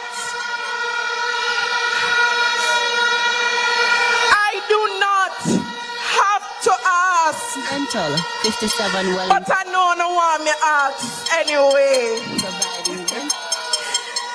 Northwest St. Anne, are you ready?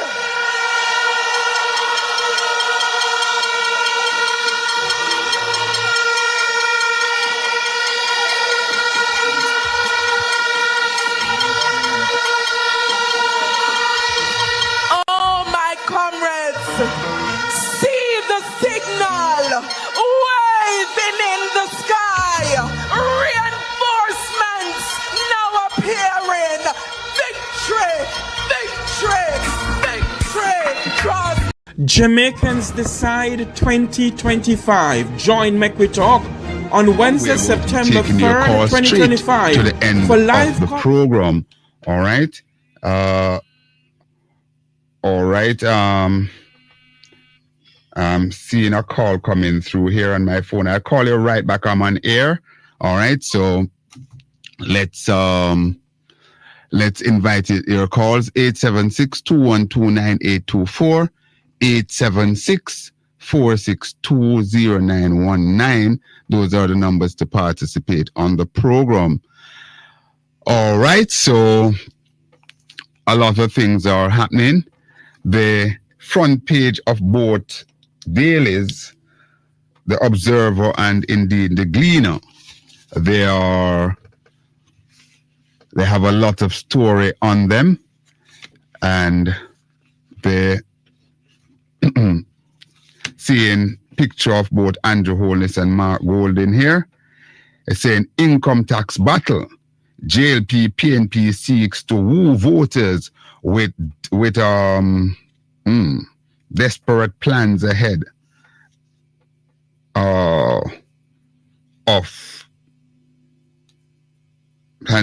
of debate on economy. All right. So, of course, you know, the economy debate will be taking place this evening at 9 o'clock. Well, tonight at 9 Jamaica time. So the ruling Jamaica Labour Party, JLP, and opposition People's National Party, PNP, and Sunday dangled income tax break promises before the electorate, 2 days before both parties lock horns in the highly anticipated debate and economic matters. Dr. Andrew Holness, the JLP leader and Prime Minister, told screaming supporters of the mass rally in Montego Bay, St. James, that the party, he, if elected for a 3rd consecutive term, will reduce the personal income tax by income tax rate to 15% from current 25% on a phased basis. All right, taking the threshold to $2 million, right, over the next 2 years, in a move from direct to indirect taxation. At the same time, PNP President and opposition leader Mark Golding announced at the mass rally in Mandeville, which I gather was the real mass rally in Mandeville, Manchester, that if his party wins the election, income will be tax-free for Jamaicans who earn 3.5 million or less annually. All right, so I think what happened is that the opposition PNP has stole a march there, and the governing Jamaica Labour Party with their income tax plan that I gather getting much more traction than the Jamaica Labour Party.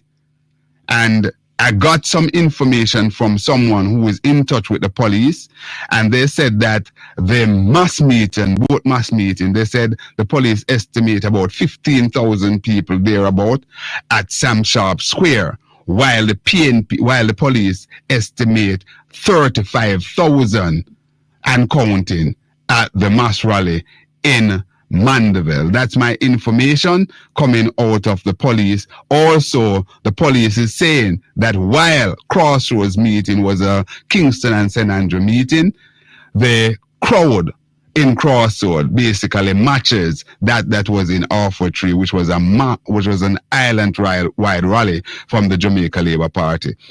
Does this matters? Don't know, but that's the information coming through. Hello, welcome, caller. Morning, Conrad. Yeah, man, morning again. With the hospital machine, the procurement law that follow? From all indication, no, I don't think so. So, we don't have a body of people deal with these things? You should, because what happened, this is why you have boards and so on and so forth, and you have regional authority that should be looking at it. But I think the chairman for the region, Mr. Wentworth Charles, he came out and said that, they had followed certain protocol. However, what basically obtains later is that, and it has not been denied, that the piece of equipment that was purchased, the drill, it is available. The real cost of it is about 3 million Jamaican dollars, or a little bit over that, while we pay $31 million for it. The opposition's pounds asked various questions through the leader, through the general secretary, and indeed the spokesperson and health. As a matter of fact, that information with the drill, it was a breaking story here and News Talk 93 FM with yours truly, Conrad OBrian. It was broken here by former Senator Lambert Brown, So we saw where a lawsuit was actually taken out against Dr. Dawes. So, it sort of quiet him. So we are waiting to see what will come out of that, sir. Who are the people that make sure to approve of these receipts? Who are the people that what? Approve of these receipts. Well, as I said before, these things would go to the board, because the bid should come through the board, and the board would do that. They have a procurement unit that basically look at these things. So don't know if the procurement unit fell down on the job or what, but certainly that's the procedure. So who are these people, Conrad? I don't know them to give you by name, sir. These are people who are appointed by government. I don't know them. What market you have to say about this procurement thing? No, but he has said that the opposition basically have talked about these, acknowledge them. You see, this is the reason, you know, as I keep on saying, that you have a government that is in office for 10 years, right? And the people found them wanted. The opposition making commitment that they will do things differently. So it's up to the people as to whether or not they are satisfied and if they will want to continue with what obtains now, or they really want to give the opposition the opportunity with a fresh man, a fresh pair of hands, fresh mind at the helm. Market you are going to put in the law to make sure these things don't carry on. That is what they propose is. That they will be looking at all the procurement matters and so on, because a big chunk of what they said that they will be doing is to put mechanism in place, sir, to ensure that this corruption that engulf or envelope the society would stop. So that's it. It's good to be here, yeah? All right, thanks a lot, Africa. All right, Africa, continue to watch these proceedings, and we hope that more and more Jamaicans are watching these proceedings. Hello, welcome, sir. Morning, Conrad. How are you? Hey, good morning, Al. How are you doing? I am good. Talk to me. Yes, Conrad. Yes. I want to talk to you this morning, seriously, Conrad. Daryl Vaz has again opened his mouth and put his foot in his mouth.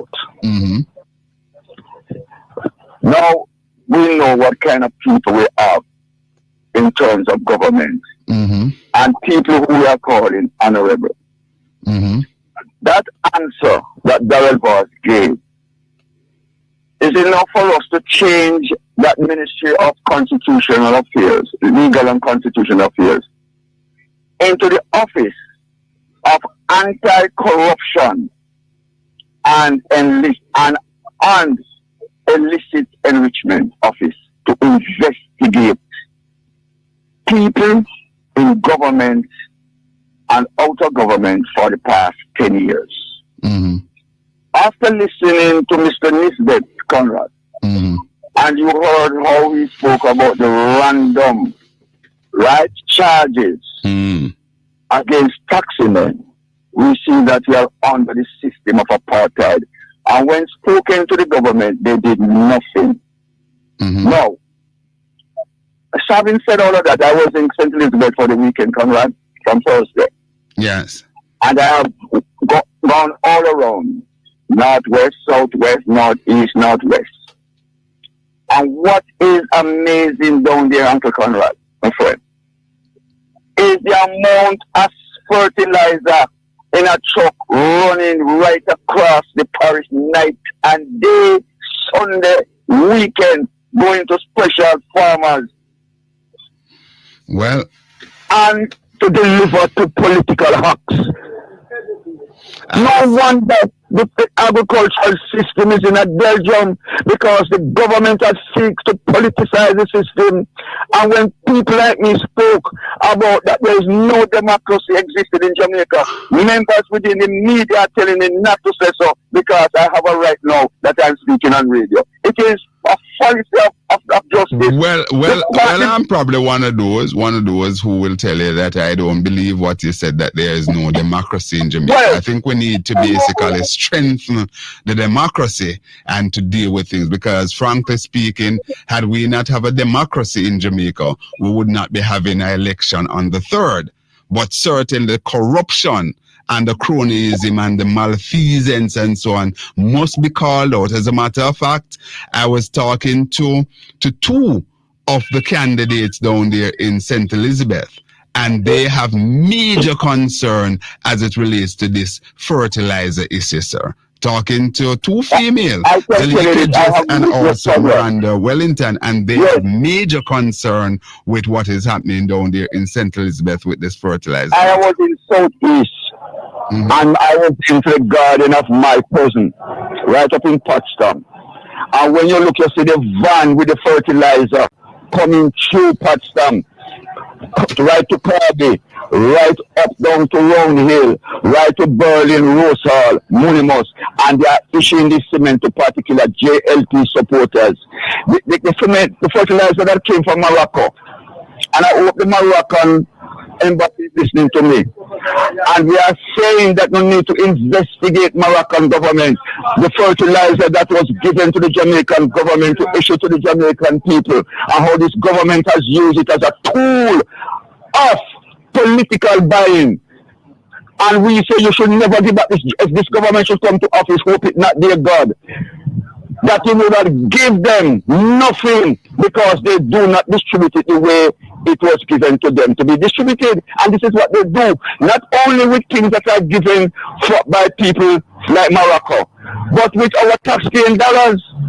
They just take our taxpaying dollars and spend it as if it is theirs. A typical example, Warmington said that in PNP man no money to spend as if I feel money. Yes. We are at a place where Kurious can be on radio. This morning I heard in my friend Conrad, a man was in about trying to find out how much 1.5 would have cost the country. Right? Instead it wouldn't cost nothing because the JLP said so. And this man might try to find out our threshold, how much it will cost, and what this young man named Kingle said and this. And he have it running as if to say PNP mustn't buy into what the PNP is saying. These are the kind of democracy and so-called journalism that you talk about, Kurious, erudite journalists. Well, let me tell you something. Erudite does not mean that you are a liar and you have a deceiver and that you are corrupt. It means that you have a man of integrity. That's what erudite means, my friend. So the term erudite has to be a man of integrity. You know why Jamaica cannot, let me say this before I leave you. You know why Jamaica is where it is? We have elevated corruption to a level that we endorses it as being right. Let me say this to you. Singapore, I watched a CNN news last night where Donald J. Trump is now trying to remove a person who was put there by... Let me just clarify something here.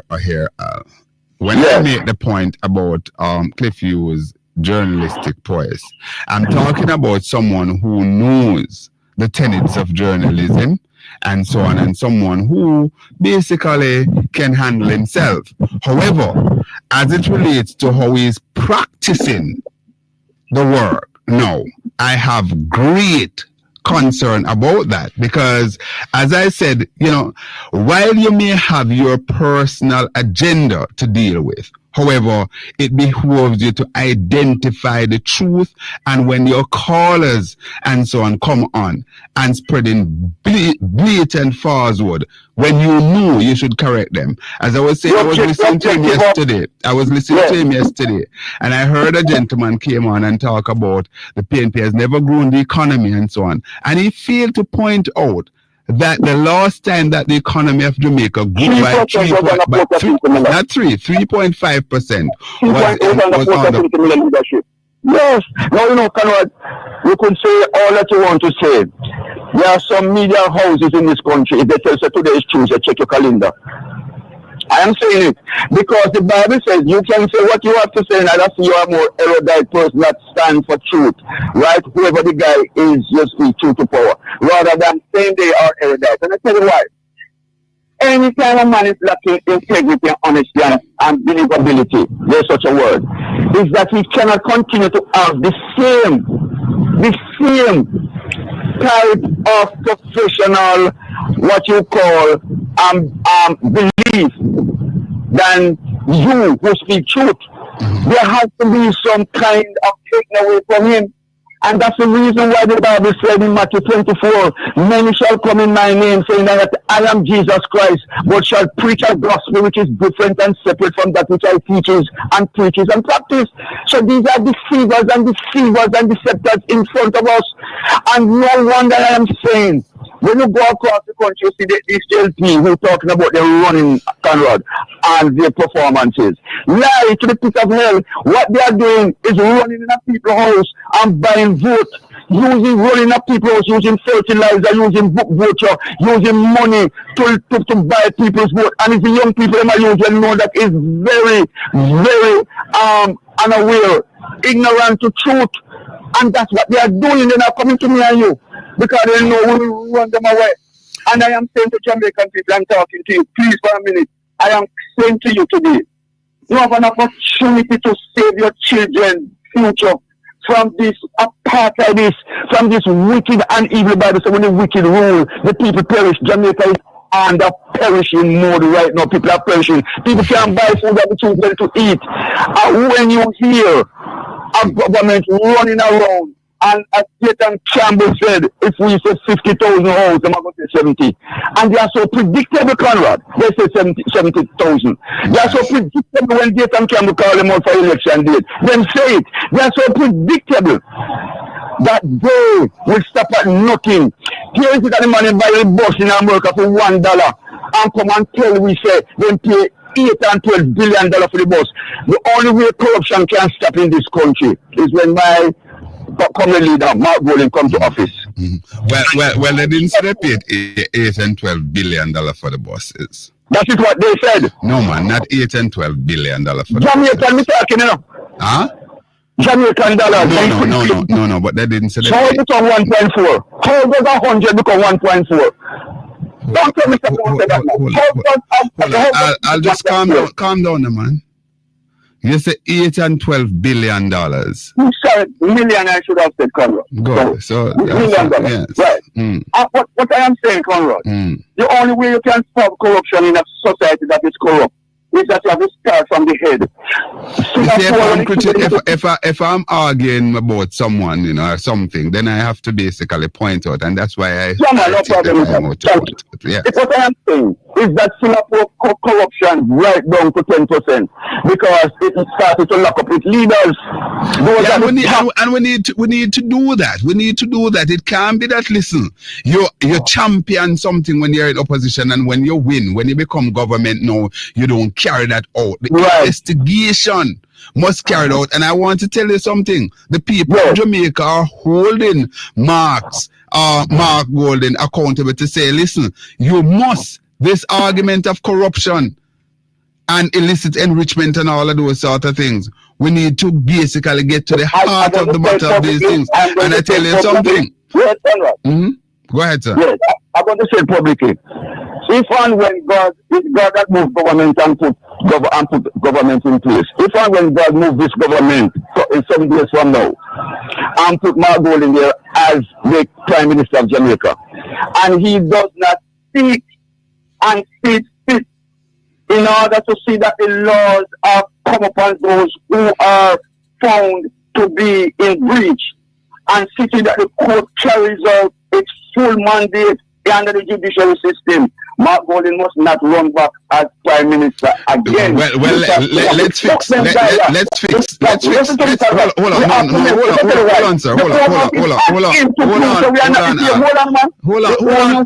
on. Al, I moderate this program, please. Allow me. I am saying just Al. I'm going to cut your call, you know. If I can't talk, I'm going to cut you. Not wrong. Good. Just relax and listen to what I'm saying. Let us speak correctly. Mark Golding will have no power to be just allow me to speak, please. May I speak, sir? It is my duty as the moderator, the host of this program, to basically disseminate accurate information to my listeners. All right? So I'm simply saying that Mark Golding doesn't have the mandate to do anything with the judicial system or to do anything. What Mark has the responsibility to do is to ensure that the requisite forensic investigation is done. and then it follows from there. It flows from there. So let's say, I don't know that is what you said, but continue. Make a point. No, man, you're pathologically repeating what I've said. I've said that. I have said Mark Bolin is not responsible for investigation, but he must see to it that those who are in breach of the law, that the law carries out investigation and put before the judiciary those who are to be put there, and to see to it that the judiciary carries out its function. As I told about the fertilizer in Southeast Elizabeth, I spoke about that, and I told you about after leave you there now still. I just want to say this to you. The people of Southeast St. Elizabeth are not one of those set of people who are just wanted to collect money for 5 years or 5,000. There are people who work hard to build a future for their children. And I'm asking that person who send out fertilizer in the night and in trucks and van, when Monroe, Carby, Potsdam, all of these places to stop it, because we have one picture and we are going to make sure that you come before the court for vote buying as soon as well, you yourself now has a duty to basically carry out those. All right, fine. Thanks a lot. Let me bring up Southeast, next member of parliament. Yes, let me bring him up. All right, cool. Let me bring up my friend Scotty. All right, sir. Good talk. Thank you. All right. So, wow, the politics is basically getting very, very hot and heated, but of course, we have to maintain a steady ship here, when you sit in the chair, so that we know that people will have their own biases. We ourselves who sit behind the microphone also have our biases, but we have to exercise professionalism. Hello. Let's go to the 11 o'clock break. So come. The preceding hour was brought to you by Wellington Dental 57.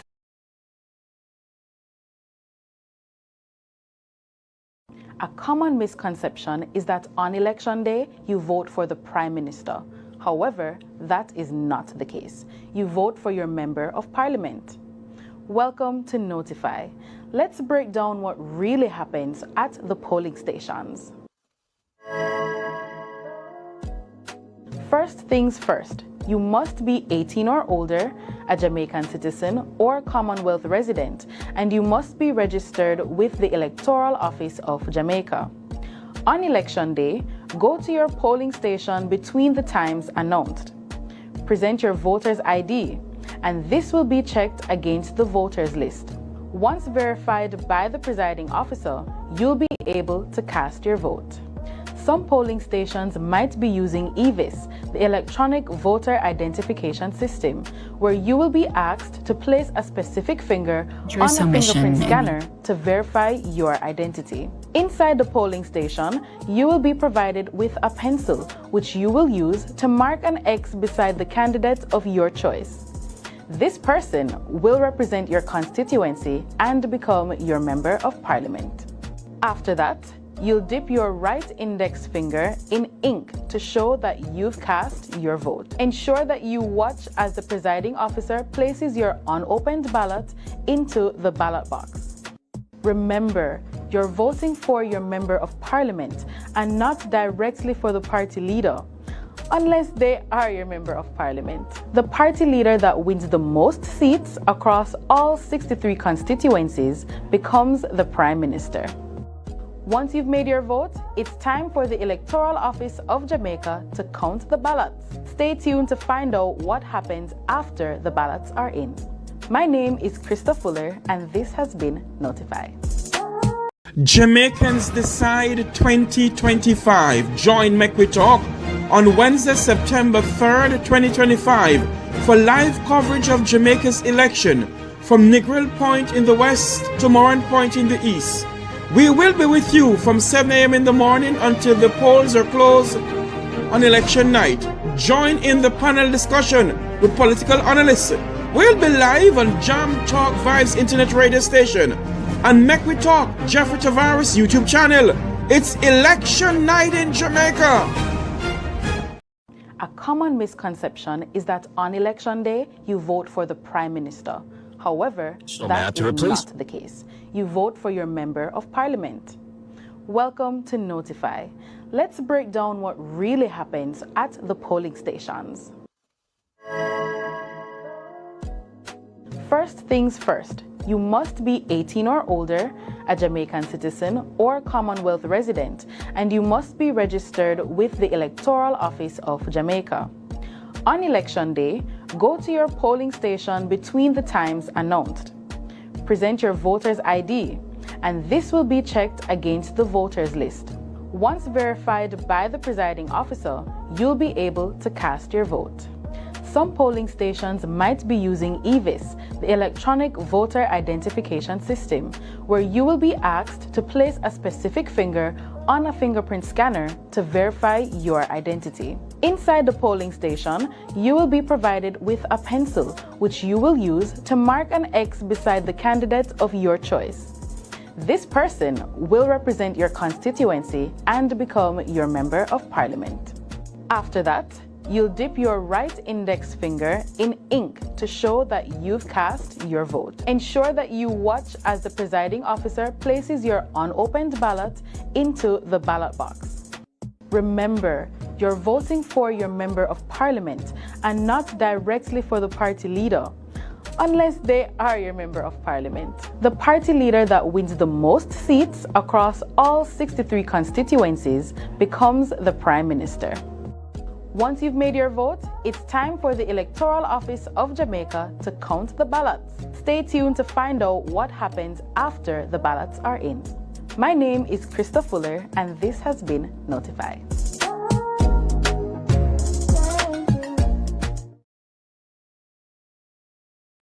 How many times have you woken up? You look around and you feel fed up. If the government isn't working, why keep them? Apple If is the down ranking opposition check. wasn't working when they had the chance, why recycle? Jamaica, it's time for real change. The Jamaica Progressive Party, JPP, is the change you need. North, East, and Catherine. That change starts with your General Secretary of the JPP, Robert Rainford, a pastor and chairman of the Bamboo Industry Association of Jamaica, who has served as permanent secretary in the Ministries of Justice and Local Government, with decades of proven leadership and tireless service to our nation, Jamaica, dedicated to ensuring a better future for all. Together with the JPP and your support, his mandate is to build stronger communities, create jobs, support education, and restore integrity in government. Jamaica, North, East, and Catherine. Choose real change. Vote Robert Rainford. Vote JPP. Right party, right time. Put your Jamaicans Decide 2025. Join Mek Wi Talk on Wednesday, September 3rd, 2025 for live coverage of Jamaica's election from Negril Point in the west to Moran Point in the east. We will be with you from 7 a.m. in the morning until the polls are closed on election night. Join in the panel discussion with political analysts. We'll be live on Jam Talk Vibes Internet Radio Station and Mek Wi Talk Jeffrey Tavares YouTube channel. It's election night in Jamaica.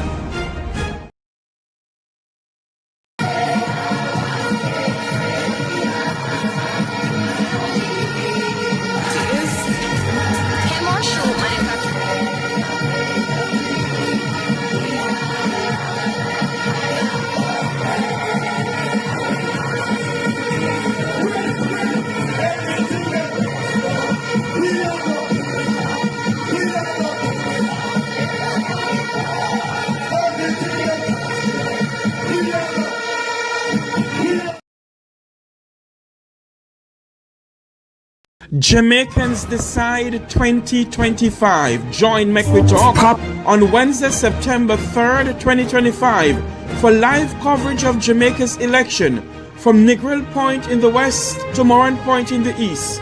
We will be with you from 7 a.m. in the morning until the polls are closed on election night. Join in the panel discussion with political analysts. We'll be live on Jam Talk Vibes Internet Radio Station and Mek Wi Talk Jeffrey Tavares YouTube channel. It's election night in Jamaica. A common misconception is that on election day, you vote for the Prime Minister. However, that is not the case. You vote for your Member of Parliament. Welcome to Notify. let's break down what really happens at the polling stations.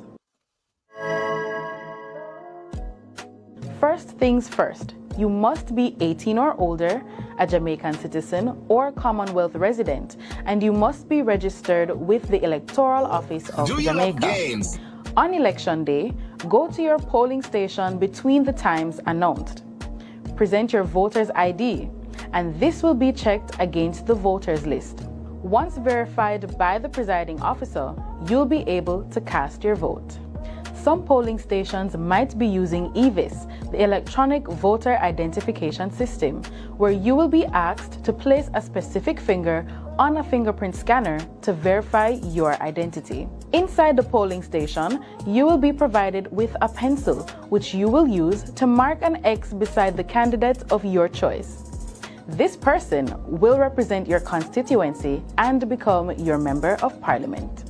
After that, you'll dip your right index finger in ink to show that you've cast your vote. Ensure that you watch as the presiding officer places your unopened ballot into the ballot box. Remember, you're voting for your member of parliament and not directly for the party leader, unless they are your member of parliament. The party leader that wins the most seats across all 63 constituencies becomes the prime minister. Once you've made your vote, it's time for the Electoral Office of Jamaica to count the ballots. Stay tuned to find out what happens after the ballots are in. My name is Krista Fuller, and this has been Notify. Jamaicans Decide 2025. Join Mek Wi Talk on Wednesday, September 3rd, 2025 for live coverage of Jamaica's election from Negril Point in the west to Moran Point in the east. We will be with you from 7 a.m. in the morning until the polls are closed on election night. Join in the panel discussion with political analysts. We'll be live on Jam Talk Vibes Internet Radio Station and Mek Wi Talk Jeffrey Tavares YouTube channel. It's election night in Jamaica. Jamaicans Decide 2025. Join Mek Wi Talk on Wednesday, September 3rd, 2025. Saying this, so the income tax plans by Jamaicans' two main political parties are not expected to be implemented before 2027 and 2028 fiscal year. All right. There's also another article here on the front page of the Gleaner. The PNP supporters back school bus program but demand safer and better vehicles. And that's what the PNP and people like myself have been saying from day one. There's no plan, there's nothing untowards about school bus, but you know, the spend and the buses that we have. So the People's National Party PNP supporters in Mandeville, Manchester and Sunday threw their support behind this government rural school bus program, but blasted its poor execution, cited subpar buses and safety concern. The bus program introduced by the Jamaica Labour Party JLP administration to ease transportation burdens for rural school children was widely acknowledged by rally attendees as a good idea, but they question the whole thing. So when you see the poll shows that, listen, people support a school bus system, it's not that they're saying that, listen, these people who support the school bus system will vote JLP. They're talking about in a general sense. However, the big question is about the $1.4 billion spend. Why you buy those buses? And we need the receipts. We need the accountability. There's also another interesting thing that is emanating this morning where the top sign language personnel in Jamaica have been blacklisted by the Jamaica Debates Commission. All right, so I'm going to give you some of that, but let's go to the phone line. Hello, caller? Yes, sir, morning. Yes, Milton, go ahead, sir. How are you doing? Yes. You want to tell us about that accident that took place during the TNT rally? No, I can't tell you anything about it. Okay. All right. Okay, sir. All right. If you know something about it, you can share it. I don't know anything about it. No, I don't. About the crowd and everything, and I don't get any information. I don't hear anything being reported anywhere about any significant way about any major accident. Had there been a major accident from our political party rally, may it be the PNP or the JLP, I think we would have that plastered all over the media. So I don't know. Somebody will try to come to the JLP. I don't know that there's anything. I haven't heard it from anyone. I know people who went to the rally and so on. I was around and I didn't say anything. So I don't know.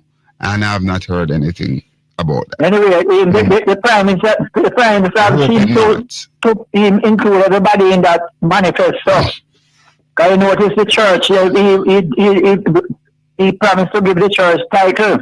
Because the church people, they don't know where the title office is. But you know, one of the things, is that, boy, I tell you something, and this is politics, because early in the piece, long before Mr. Holness, Mark talked about basically what the faith-based community means to Jamaica and so on, and how we will be engaging them. So Mr. Holness decided that, listen, he will not be outdone because a lot of the church people are criticizing him, especially how we dealt with them during COVID and so on. So he tried to make a comeback, but that's a part of the politics. That's how it goes. Yes, but the church as a group, at least they have the church have enough in resources and know how to get a title. I think so. You notice the voice that he used in Montego Bay Sunday night. The voice seems to be going a different voice, like him horse. He's trying to woo the people, them both 1-on-1 and 2-on-2, Kind of want the third term, right? He didn't thinking in terms of Anjo and Anjo alone. Yes. But hopefully it's not going to work, Well, sir, when I listened to this clip this morning from Daryl Vaz, when people ask about the receipt and the certification for the buses and he responding that way, I am saying, and I'm not talking with any split ears, I'm saying that the usefulness of the Jamaica Labour Party administration is over. It is over and done, and the people should go out on the 3rd of September and speak with their fingers and ushered in a new administration for Jamaica. 10 years has elapsed, and this government is found wanting. And as a democracy, we need to basically pivot and give Mark Golding, with a fresh mind, fresh hands, an opportunity to see what he's made of. And if he blundered and doesn't come to fruition, even in the first 5 years, that we see a clear pathway for the betterment of Jamaica, then certainly we should basically give him the boot as well. Yes, sir. And back to the buses. But the answer tell you say as a result of the record low unemployment rate, the poverty has been flashing out, But if it was the reality of the situation, we won't take no whole bus, We wouldn't buy no second-hand bus. No, it wouldn't have you never know, Maybe there's a method to the madness, People go out and do certain things in order to directly peer out some fat for themselves, Those are some of the things. So just like how we saw there, because this is not new, Remember we saw what happened with the used car for the police, Some of them are still outstanding. Who and their friend benefited from that deal? And who and their friend benefited from this other deal with these old buses? These are germane questions. We're asking the question. And as far as I'm concerned, these are the questions that the 4th Estate must ask. And that's why I'm doing it. Yes. Me go up on the conscience for this, me like in central Manchester, Mr. O'Brien. Yes, sir. Interesting thing to watch, you know. Well, that's Pensing. That's done and dusted. That's over by the shout. I think so, you know. That's over by the shout. Donovan Mitchell can dust off his suits. Donovan Mitchell. He's the mayor. Yeah, I know, but I miss Mike Crawford. If she wants to be in something, she has to get in excess of 10,000 votes. And that one, they look impossible. Sir, let me just share some information with you and the listeners, because we like to put the information out there. Rhoda Mark Crawford sits as the Member of Parliament for Central Manchester, with the candidate that has polled the lowest vote for the Jamaica Labour Party, certainly since Sally ran, right? I've not gone way behind that, but certainly since Sally first ran against Peter Bunting, when Peter Bunting first entered that constituency. She received less vote than St. Arbin, Bartlett, Danville, Walker, all of them, right? Is the lowest ever vote poll for the Jamaica Labour Party. And she is the MP there. The fact of the matter is that in 2020, the People's National Party vote just did not show up. A division, hold on. I don't know that everybody know, right? Listen, just listen. The fact is that the division, the Belfield division, basically the PNP will come off the hill with about 3,000 plus vote. They came off that hill. I'm a Manchester man, so I know what I'm talking about. They came off the hill with a little bit over 1,000. So there was a deficit of 2,000 plus. At the end of the day, Rhoda won the seat by about 1,100 votes or so. Therefore, and I gather that all of those things have been fixed. There was some division inside there and so on. They are now down there in the PNP. The comrades are like pea in a pod. If you notice what happened there on Sunday, the kind of energy, the vibe, and I can tell you that majority of those people were homegrown people from Central Manchester, Northeast Manchester, Northwest, and South Manchester. The two crowd, we don't want to fall still, you know, I think Danville Walker, Peter Bunting might respect Danville Walker for that fight, and why Mike Crawford will beat him. Oh yes, because that was a real contest. That was a real contest. Both candidates get in excess of 10,000 votes each. That was a real contest, and not taking away anything from Rhoda, but certainly the facts are the facts. I think Bunting may respect that fight from Danville Walker. But the next thing again, that crowd in Manchester versus the one in Manitoba. Do you want to tell us a little more about it? Well, my understanding, sir, coming from someone who get the figure from the police. He told me that the police report is saying that Montego Bay has about 15,000 plus or so there, and the crowd from Mandeville was estimated way above 35,000. Are you teaching me? Yes, sir. And also another thing, getting also, and there is somebody who a police officer that I know personally. She have connection in Montego Bay, and she was there. She worked at the meeting in both meeting in Crossroads and Halfway Tree. As a matter of fact, you know, well, I won't go into that other aspect, but I just talked about what is more palatable. She said that the crowd in Crossroad and Halfway Tree was more kind of even, Steven. You know, there were even amount of persons were there.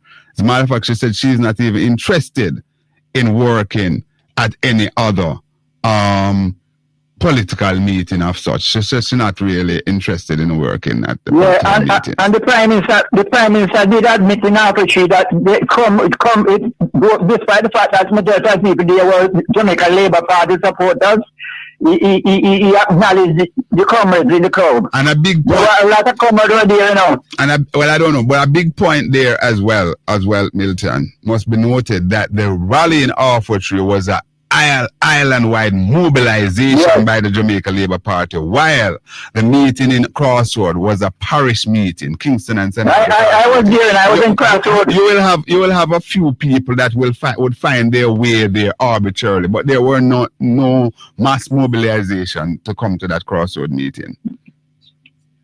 So tonight will be the second debate, right? That's an absolute fact. No mobilization. As a matter of fact, people from Mandeville and all over the place were begging to go to Crossroads, and nothing was provided to them. So it was an organic crowd there in Crossroad.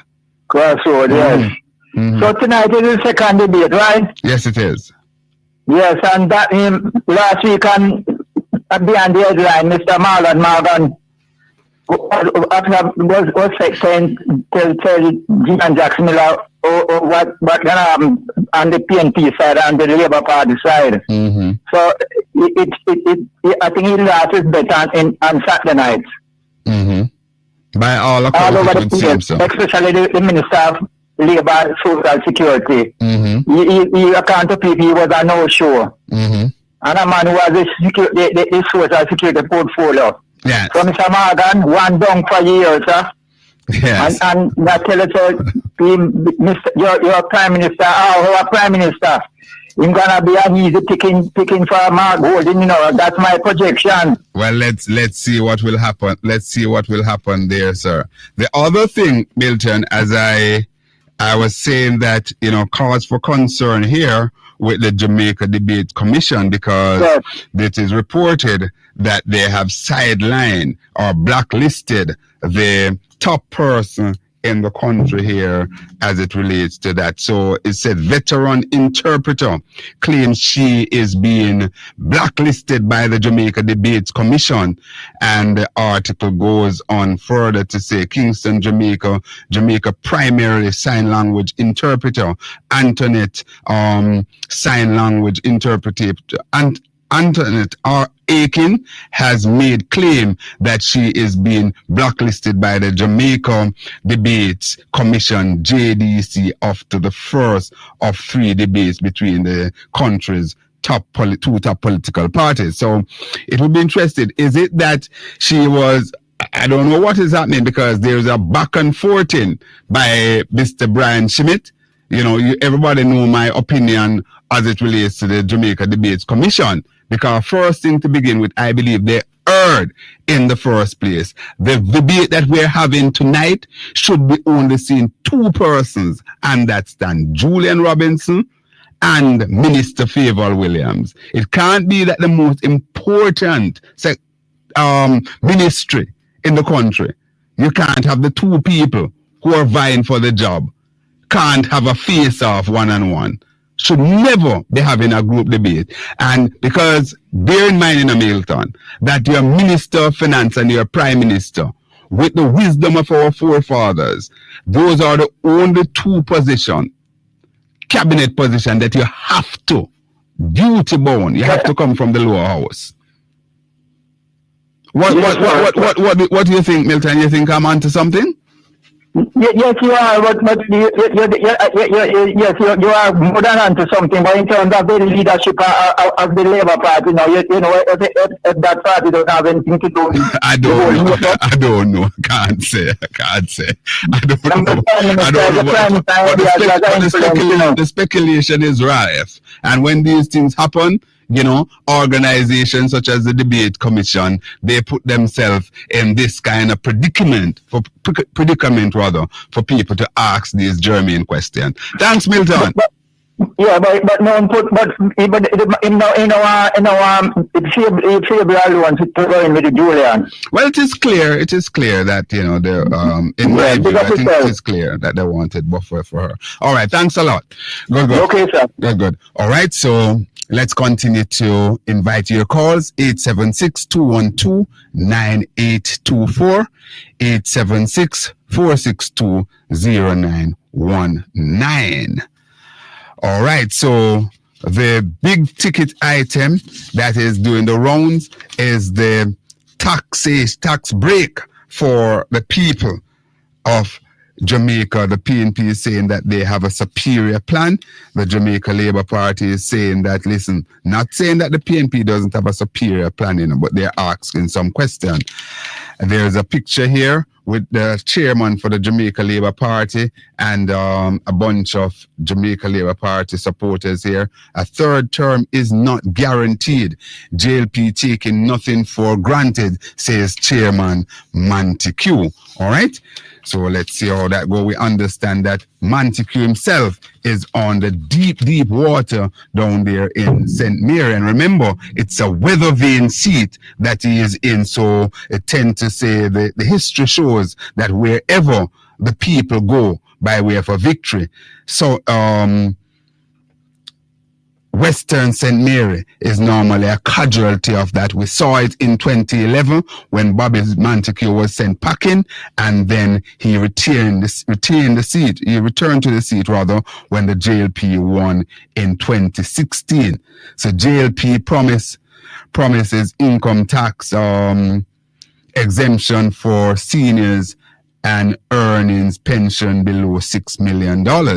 There's also on the other page a sea of orange-clad PNP supporters, the People's National Party supporters at party mass meeting in Mandeville, Manchester, and Sunday. Hard-working taxpayers don't have to guess and spell next year or the next year or the next year or the next year. Several next year. I'm reading what I'm seeing here. Next year or the next year, if the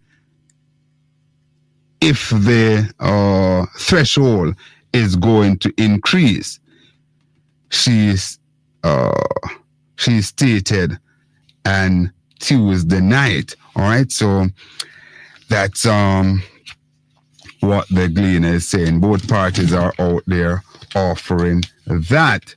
And also in the Observer, we're seeing another picture of Michael Phillips, PNP Phillips promises, and it goes on to talk about the promises of Michael Phillips. So Phillips promises, Mandeville Manchester opposition spokesman and transport, Michael Phillips has promised motorists, including public transportation, public passengers, vehicle operators, that should the PNP form government, it will prioritize a review of the Road Traffic Act. And that was what we talked about earlier this morning with president for the New Kingston Taxi Association, Mr. Nesbeth, you know. So those are good proposals, because indeed there are many things that needed to be take a real look in the Transportation Act there, you know, the Road Traffic Act rather. So let's see how that will pans out, and will the people give the opposition PNP the opportunity to basically bring these proposals to fusion. The 3rd of September, all those questions and more will be answered. Let's go to the break. Soon come.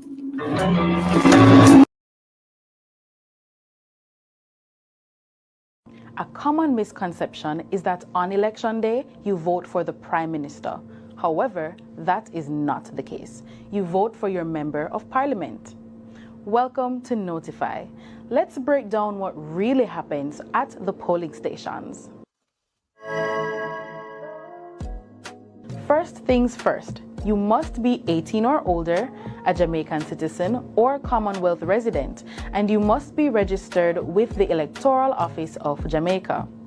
On election day, go to your polling station between the times announced. Present your voter's ID, and this will be checked against the voters list. Once verified by the presiding officer, you'll be able to cast your vote. Some polling stations might be using EVIS, the Electronic Voter Identification System, where you will be asked to place a specific finger on a fingerprint scanner to verify your identity. Inside the polling station, you will be provided with a pencil, which you will use to mark an X beside the candidate of your choice. This person will represent your constituency and become your Member of Parliament. After that, you'll dip your right index finger in ink to show that you've cast your vote. Ensure that you watch as the presiding officer places your unopened ballot into the ballot box. Remember, you're voting for your Member of Parliament and not directly for the party leader. unless they are your member of parliament. The party leader that wins the most seats across all 63 constituencies becomes the prime minister. Once you've made your vote, it's time for the Electoral Office of Jamaica to count the ballots. Stay tuned to find out what happens after the ballots are in. My name is Krista Fuller, and this has been Notified. Jamaicans Decide 2025. Join Mek Wi Talk on Wednesday, September 3rd, 2025 for live coverage of Jamaica's election from Negril Point in the west to Moran Point in the east. We will be with you from 7 a.m. in the morning until the polls are closed on election night. Join in the panel discussion with political analysts. We'll be live on Jam Talk Vibes Internet Radio Station and Mek Wi Talk Jeffrey Tavares YouTube channel. It's election night in Jamaica. We're standing by to rejoin Conrad OBrian for his final leg of the Straight Up program on News Talk 93 FM. Sorry, on News Talk 93 FM. Just a reminder that the Mek Wi Talk program will be broadcasting the debate tonight at 9 a.m. our time. I think it's 9 a.m. Yes, we'll be broadcasting the debate. So the debate will be live on the Mek Wi Talk program tonight, and it will be opposition spokesperson finance and the Minister of Finance and a group of other people there with them.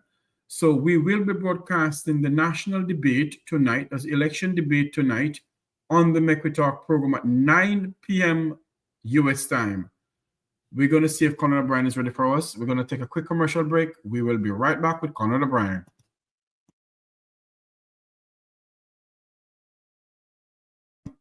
I was just told by my producers that those who wishes to advertise with the Mek Wi Talk program, that you can get in contact with us through our telephone number.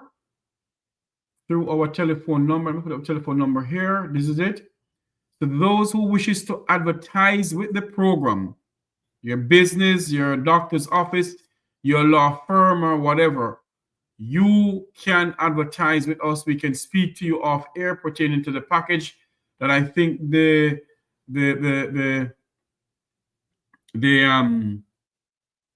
producers has. So for those who wishes to advertise with us, call the number 954-529-8030. That's 954-529-8030. For those who wishes to advertise with the Mek Wi Talk program, we can accommodate you. We're standing by to rejoin Conrad OBrian for another leg of the Straight Up program on News Talk 93 FM. So we take a quick commercial break and we rejoin Conrad OBrian. Stand by. Jamaicans Decide 2025. Join Mek Wi Talk on Wednesday, September 3rd, 2025 for live coverage of Jamaica's election from Negril Point in the west to Moran Point in the east. We will be with you from 7 a.m. in the morning until the polls are closed on election night. Join in the panel discussion with political analysts. We'll be live on Jam Talk Vibes Internet Radio Station and Mek Wi Talk Jeffrey Tavares YouTube channel. It's election night in Jamaica. Jamaicans Decide 2025. Join Mek Wi Talk on Wednesday, September 3rd, 2025 for live coverage of Jamaica's election from Negril Point in the west to Moran Point in the east. We will be with you from 7 a.m. in the morning until the polls are closed on election night. Join in the panel discussion with political analysts. We'll be live on Jam Talk Vibes Internet Radio Station and Mek Wi Talk Jeffrey Tavares YouTube channel. It's election night in Jamaica.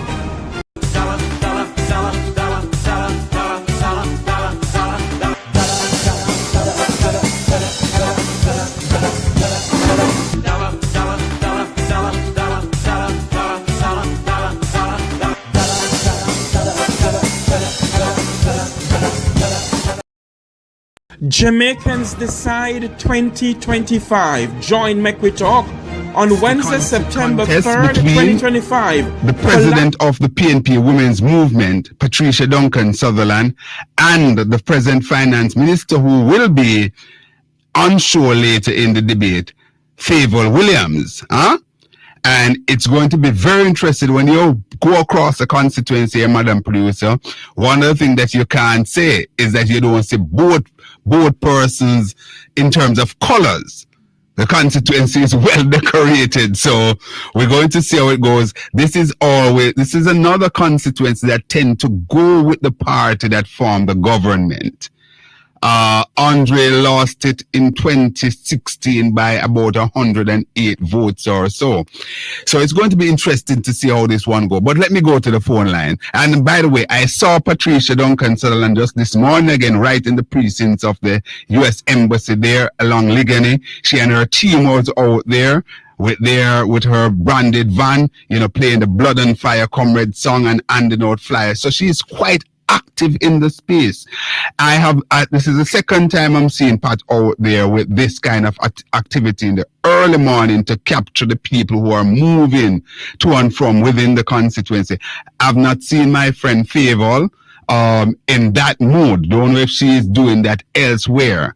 But certainly Pat is out there.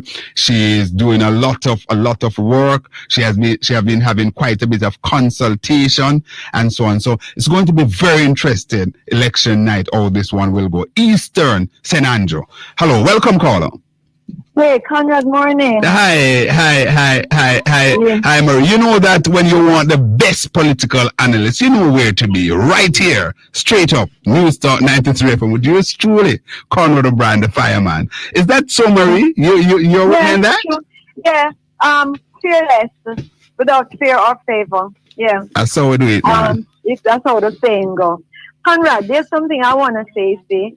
I saw one of the JLP on the JLP platform, one of their presenters. I don't know if she's a MP. Sorry, I didn't hear that. What did you say about presenter? I don't know she's a MP candidate or what she is. But the one that was talking about security guards. Because she equated Mark Golding to the way he dressed. He was attired to be a security guard, and she go up on the thing and good evening, Vicky. Now that's can I still refer to Kerry as my friend? That's my friend Currency Morris. Well, you need to talk. You should talk to Currency Morrison. She's indeed a former MP because she is now just candidate. She's a candidate up there in Northeast St. Catherine. She's going up against Andreen.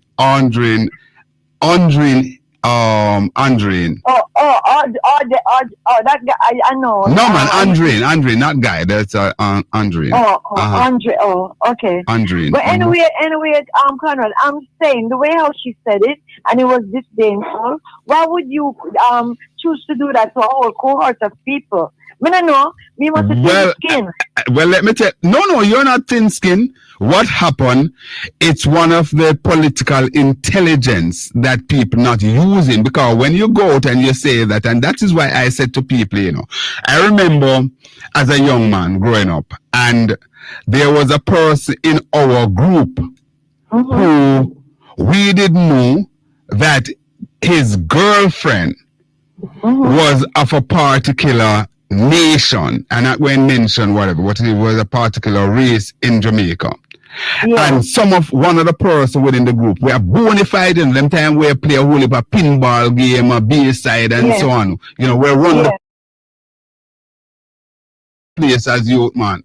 And somebody in the group made a very disparaging statement about that particular race.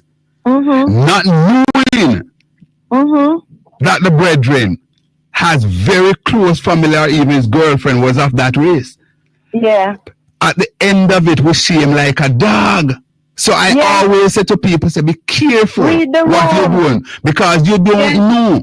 You don't know what is happening. So for you to come and so on, and I think that was emotional intelligence at its worst with Currency. You don't do that. It's like security guard and a nobody.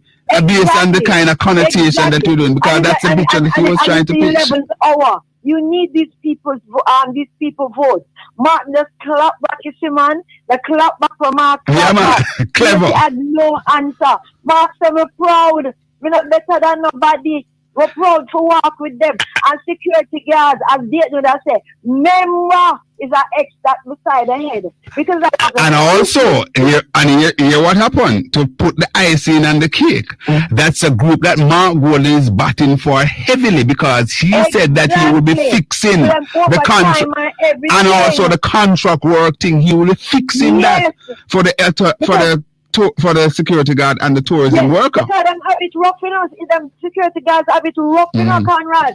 Sometimes they are there for like 2-3 shifts, because if a man they on spot and a man feels if not come and work, him not relieve him, and he can't leave the job, because I know security guards. And I'm saying how much hours for there, sir.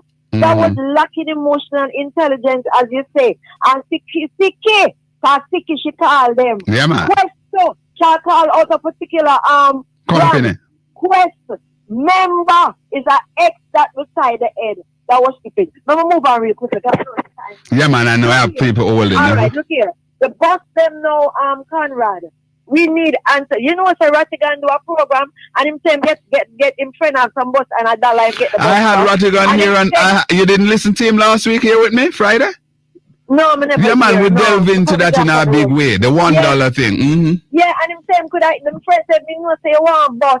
You could get them to you for them to come to Jamaica, not for any road thing for no school picnic, but like like any club want them, any organizations like that would need them. That I'm saying pay for the bus them, and I hear a certain broadcaster, cause that nigga call she, I don't want to miss the program. I talk about the Senate seat that Mark said that he wants to give to the diaspora, and she's gonna oppose it.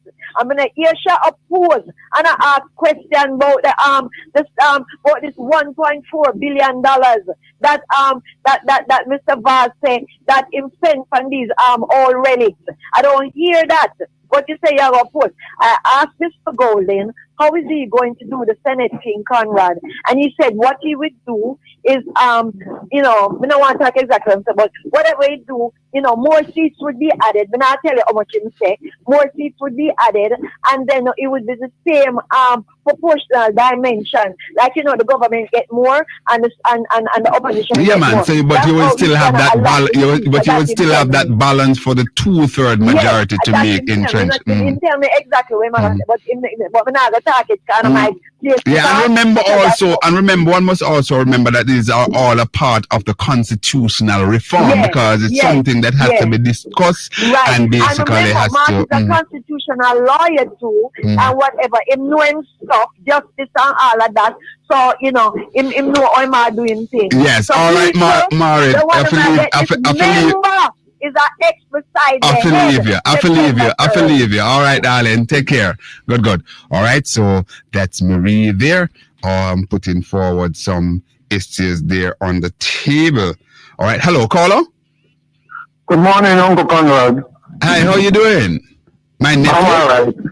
I'm all right. Yes, talk to me, nephew. Uncle Conrad. Yes, sir. I buy a Pro Box, How much you pay for it? Well, I don't have no receipt, right, No receipt. All right, cool. No, but so Daryl have company. Yes, sir. Yes, sir. And granted, I am saying this based on his response, because when he was asked for the receipt, he refused to give us. Uncle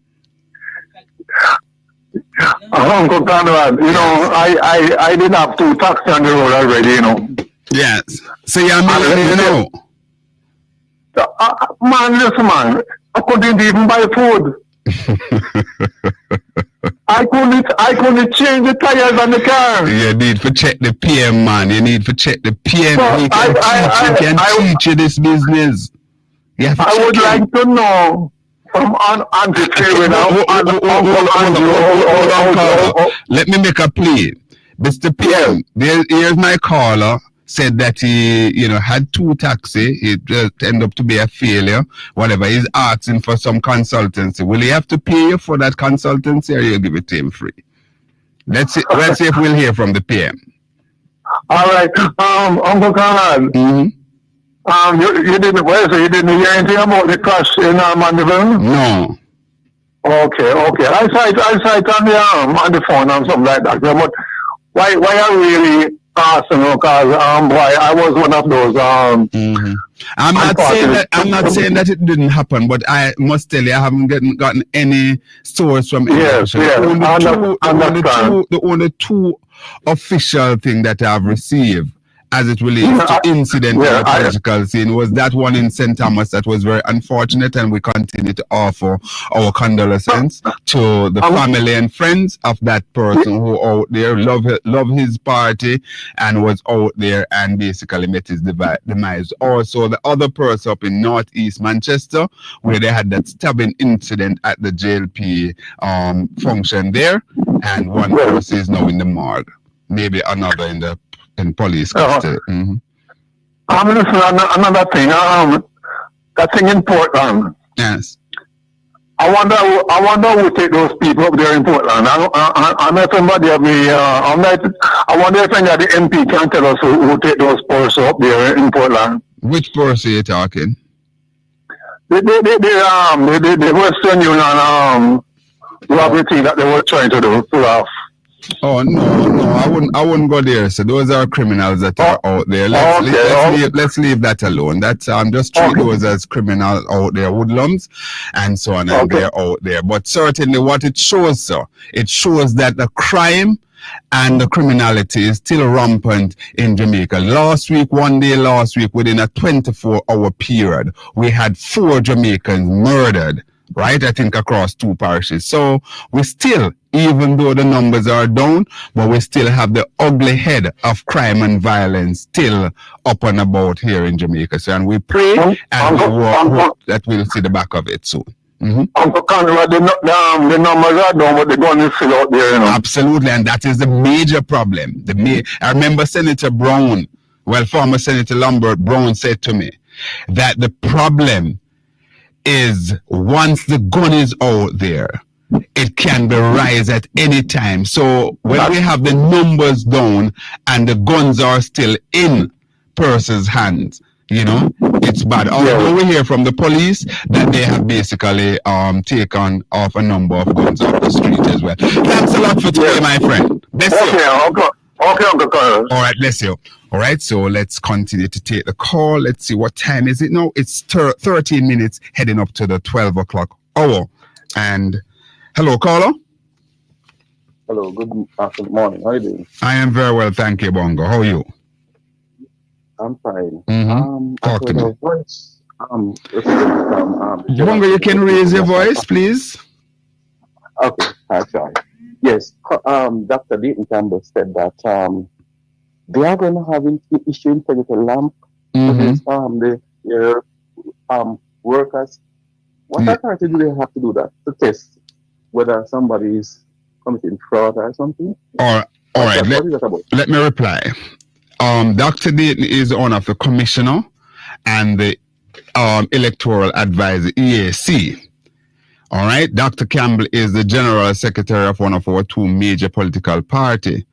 So I believe that Dr. Campbell is a medical doctor, is also a trained, he's a qualified lawyer. He has not been called to the bar, and he has many persons within his party who probably would know these things. So I take it for granted that he would have basically crossed the T and dot the I. That's the only response I can give you. So, and let's bear in mind also, we don't have to worry, because if it is something that is not permissible by the EOJ, then certainly it cannot happen. So I wouldn't worry about that. No, I'm not worried. I'm just saying if he can. You ask a question that is good. That's a cool question. Well, okay, fine. No, with Daryl Vaz's statement, Daryl Vaz asked a very pertinent question. That's for you people condemn me for to ask it. we need to know whether Marco was born in Jamaica, whether his loyalty is in Jamaica. That's a German question. All right, let me spend a minute with you on that, Bongo. No, For two things. All right, two things there. All right, two things. First thing to begin with, everybody know that is basically a red herring. All right, we know that. Hold on. Mark Golden present his past. Hold on, sir. Hold on. Everybody know that. Persons who went to. All right, can you allow me, please? All right. Yes, so I'm saying to you that, in my view, that's a red herring and a non-argument. I believe that the bigger point is the fact that we asked for the certificate for the buses. This is $1.4 billion of our taxpayers, Bongo. You probably not in Jamaica now paying any taxes. But it is important that we ask these questions, and Daryl Vaz can't come and say that the only certification that we're going to get, what we should ask for is Mark's birth certificate, which is of no moment. And you, Bongo, should be a reasonable person. I'm not saying you are, but you should be a reasonable person. You know, so you're talking nonsense in a Bongo. You know. Well, let me respond to you. All right. First of all, Daryl Vaz said that Mark Golden should provide his birth certificate to us, the voters. One, the entitled. The Auditor General can always go and investigate the birth certificate. So that is what the red herring is. He must only, if Malcolm wants to trust him, if he wants us to trust him, he must come clean. He never came clean when he didn't disclose that he got his first passport in 2011 when he was appointed to the minister. That tells me something. All right, Bongo. Let's leave it there for today. We have ventilated that. Move to your point. Mm-hmm. Yeah, the other point, Mr. O'Brien. Mm-hmm. You know, I noticed that you cut me off. You gave me the time yesterday, but you allow people to stand on me. I'm not worried enough because it's pointing on you. Yeah, hello? Mm-hmm. Hello? Mm-hmm. It's pointing on you. I have to leave you and pick up back tomorrow. I'll be on tomorrow. Let me just take this final call. I want to just share the final minute here, Bongo, please. Okay. All right. Thanks a lot. Thanks a lot for today. Tomorrow we talk. Good. All right. Let's take, what is this? The final one, Madam Producer? All right. Let's see if we can split the 8 minutes. Hello. Welcome, caller. Good morning, Mr. O'Brien. Hey, how you doing, sir? Good morning to you, sir. Good morning. You might be able to take another call because I'm going to be very quick. All right. Yeah, I just have a question. I noticed that the Minister Vaz, who is in charge of bringing in these old new buses, or these new old buses, I noticed nobody is asking. Mr. Charles confused you? Colonel Charles Jr. No. Mr. Charles is not capable of that. He's merely expressing his own confusion. Because he said they buy 100 new school buses. Anyway, the question I want to be asked, I noticed that the minister and the government in general has shied away, has run away from the question of how much the retrofitting of these old buses will cost. Mm-hmm. Nobody's asking, I noticed that Mr. Vaz is not on the debates. I understand why. Mm-hmm. It's not a matter of policy. I don't think he can handle a debate. Mm-hmm. Well, Mikel has been calling on him for weeks now for a debate on the portfolio of transport. I don't think he can handle a national debate, and I'm agreeing with the JLP on that. Keep him far from there. Keep him far from the debate. But the question must be asked, Conrad. There are rumors. I'm not going to go into any of the rumors. I'm not into that. But there are rumors about it, several 100 million it is going to cost to retrofit the 100 odd old buses. And I hear that there are challenges, serious structural challenges. There must be. I'm calling upon the minister. Come clean, Mr. Minister. Let us know how much it is estimated to cost for this retrofitting. Because my information is that by the time we are through, the 110 old buses, the old new buses, will have cost us closer to 2 billion than to 1.4. And it is important. We can't confuse the need for a rural school bus system with an idea that because we need the school bus system, anything that we get, we must have gotten value for money, and we must accept it. Another thing I notice in social media is that people are saying that the PNP are going to scrap the bus system. The operative words are in its present form. Indeed. In its present form. But they have left that out, just like in the 70s when Michael Manley said, for those who want to get rich overnight at the expense of poor people, there are 5 flights a day to Miami. The only part of the narrative we heard was that there are 5 flights a day to Miami. And I'm also asking before I go, why does the government consider it necessary to be telling us what they say is in the FinSAC report? What we can't read. We can't read. Why they know how we see?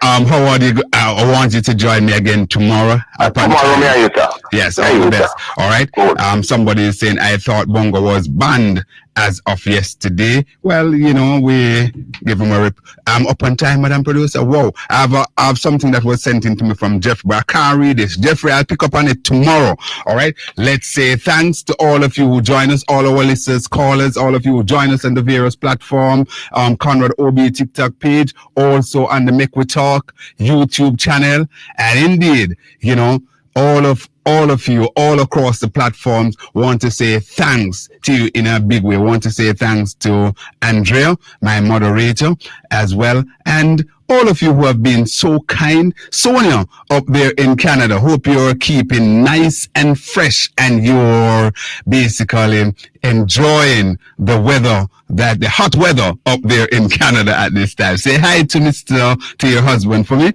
All right. Until you join me again tomorrow, on behalf of my producer, Conrad OBrian, say thanks. And thanks to Mr. Nesbitt, our guest today. God bless you all. I want to say thanks to Conrad OBrian for bringing this to us, this live coverage of Straight Up, live from the studios of News Talk 93 FM over there in Kingston, Jamaica. I want to say thank you very much for bringing us to us, Mr. OBrian. Ladies and gentlemen, people, I need to address something before I close the program. And I want to say to everyone on the program here, like, share, and subscribe, because although we may not come on, when there's breaking news, it is uploaded to the YouTube channel. When there's breaking news out of Jamaica, out of any other Caribbean country or anywhere in the world, it is uploaded to the YouTube channel. So I'm asking everyone to remember to like, share, and subscribe, and hit the bell icon when we go live. Before we go off, I want to say something here. We have received a letter. Don't know if it is a letter. We can't prove the verification of the letter. The letter is coming in from Daryl Vaz. I won't give it much traction or whatever. So-called, it says it's coming from Mr. Vaz, threatening me that he's gonna put a defamation lawsuit against me. And I said, go on, bring it on. Bring it on, no problem to me. Bring it on, because the fact of the matter is we will not stop talking about the school bus issue.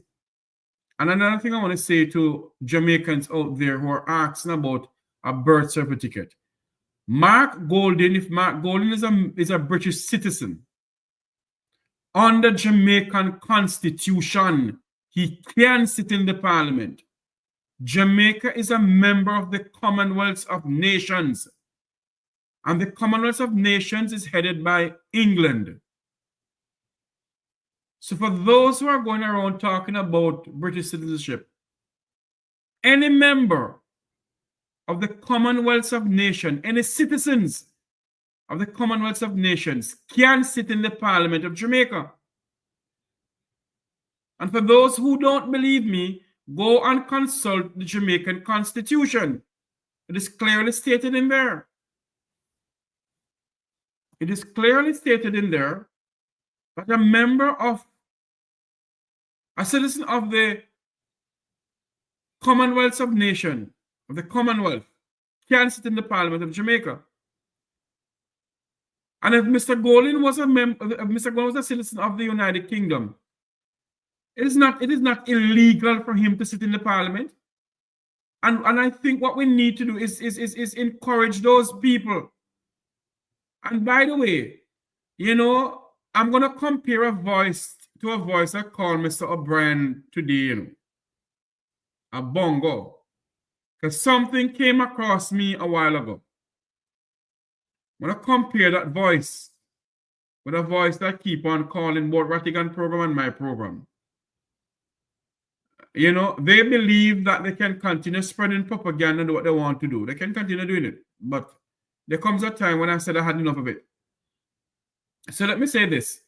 For those who continue spewing this stupidness, this stupidity about British citizenship, we all must remember that Jamaica is a member of the Commonwealth of Nations. And the Commonwealth of Nations is headed by Great Britain. So, if Mark Jefferson Golding is a citizen of Great Britain, he has a legal right to sit in the Parliament. Under our Constitution. Go and read your Constitution. Don't tell me what no, sir. The Constitution of Jamaica states that. And Jamaica is a member of the Commonwealth of Nations headed by Great Britain. And any member, any citizens of the Commonwealth can sit in the Parliament of Jamaica. And I rest my case. For those who don't want to go and Google it and find it out, up to you. Ladies and gentlemen, people, join us later on this evening for the debate between Julian Robinson and Mama Favor Williams. I am Jeffrey Tavares saying, have a great afternoon, everybody. Remember to like, share, and subscribe to the Mek Wi Talk Jeffrey Tavares YouTube channel.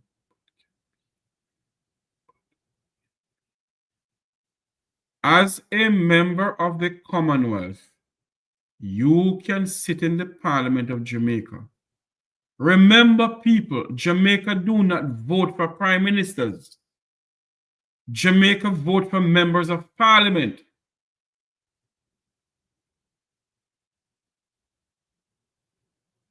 Jamaica vote for members of Parliament. Jamaicans do not vote for a prime minister.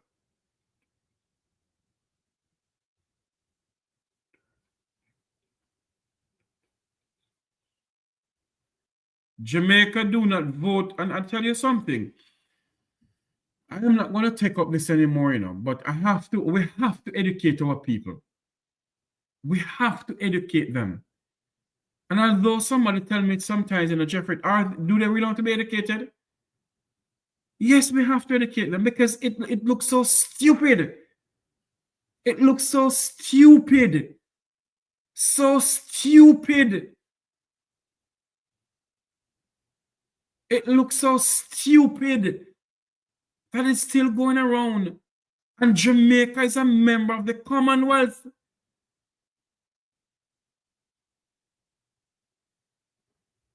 And it clearly states in our Constitution that anybody who is a member of the Commonwealth of Nations, a citizen of the Commonwealth of Nations, can, after 5 months or something like the sort, can sit in the Parliament of Jamaica. Last night I had former Senator Donna Scott Mott, who was an attorney at law, and the program, she explained it to us. What more must we put out to our people for them to understand and stop listening to the stupidness that is being spewed by the other side?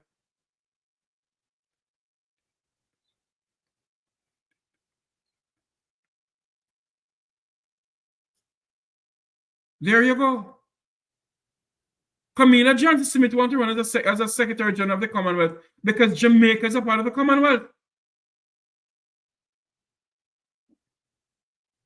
Jamaica is a part of the Commonwealth of Nations. And that is why Camilla Johnson-Smith has put up herself to run as Secretary General of the Commonwealth.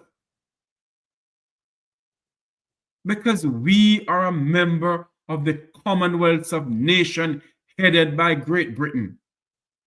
Good afternoon, everyone. Thank you all very much for coming on. Join us this evening for live coverage of the general election national debate. So join us this evening for that. Until you hear our voice again, I'm Jeffrey Tavares saying thank you all very much. May God bless you. May God bless our island home, Jamaica land we love. Thank you all very much. Have a great afternoon, everyone.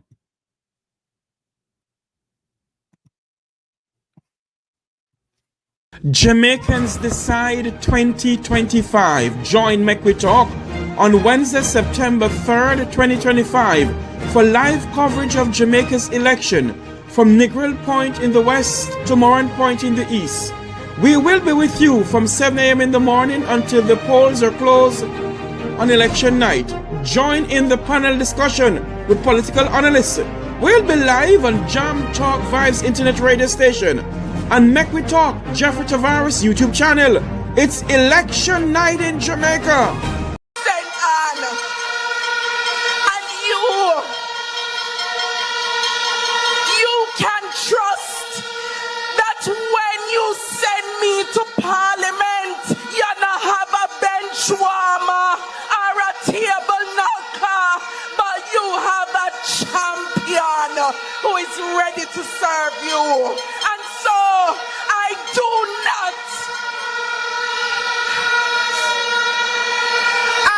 not have to ask, but I know no one me ask anyway. Northwest, St. Anne, are you ready?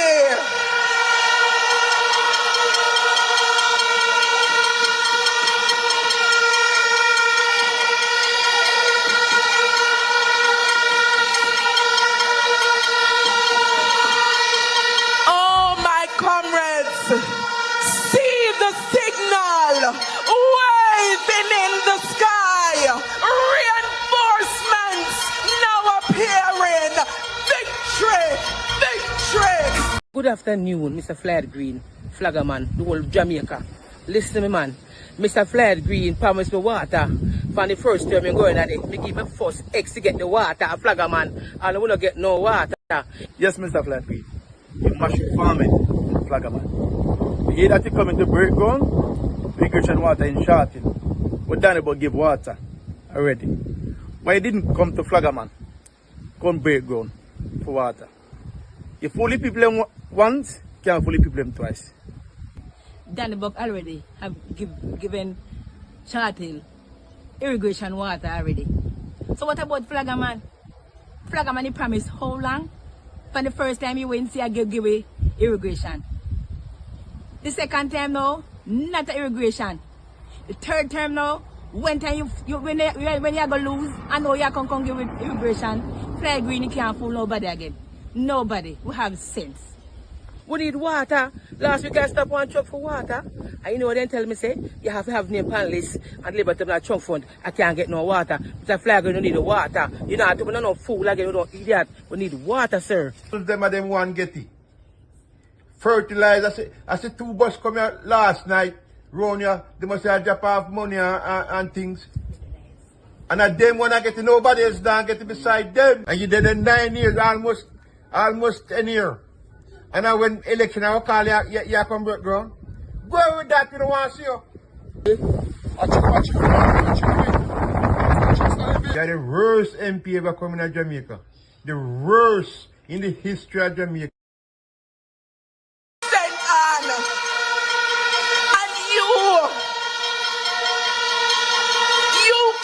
Trust that when you send me to Parliament, you're not have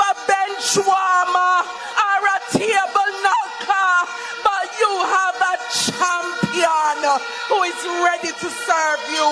And so I do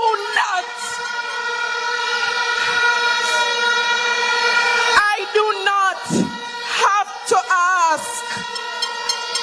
But I know no one me ask anyway.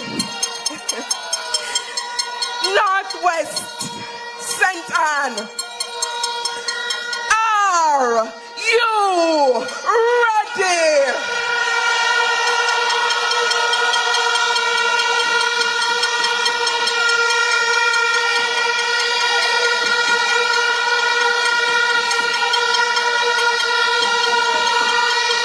Oh, my comrades, see the signal waving in the sky. Reinforcements now appearing. Victory! Victory! Jamaicans Decide 2025. Join Mek Wi Talk on Wednesday, September 3rd, 2025 for live coverage of Jamaica's election from Negril Point in the west to Moran Point in the east. We will be with you from 7 a.m. in the morning until the polls are closed on election night. Join in the panel discussion with political analysts. We'll be live on Jam Talk Vibes internet radio station and Mek Wi Talk Jeffrey Tavares YouTube channel. It's election night in Jamaica.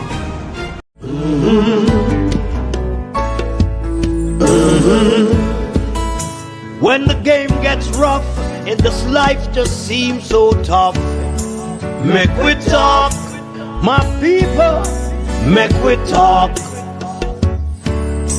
When this town becomes an ugly place, don't let it erase the smile from your face. Mek Wi Talk, people, Mek Wi Talk. Conversation is the key, a guiding light for you and me. Spark a talk and you will see. Conflict solver A to Z. World leaders master the art of self-defense just by talk. So people, Mek Wi Talk. Hey, we're living in a world that on ourselves we must depend. Mek Wi Talk.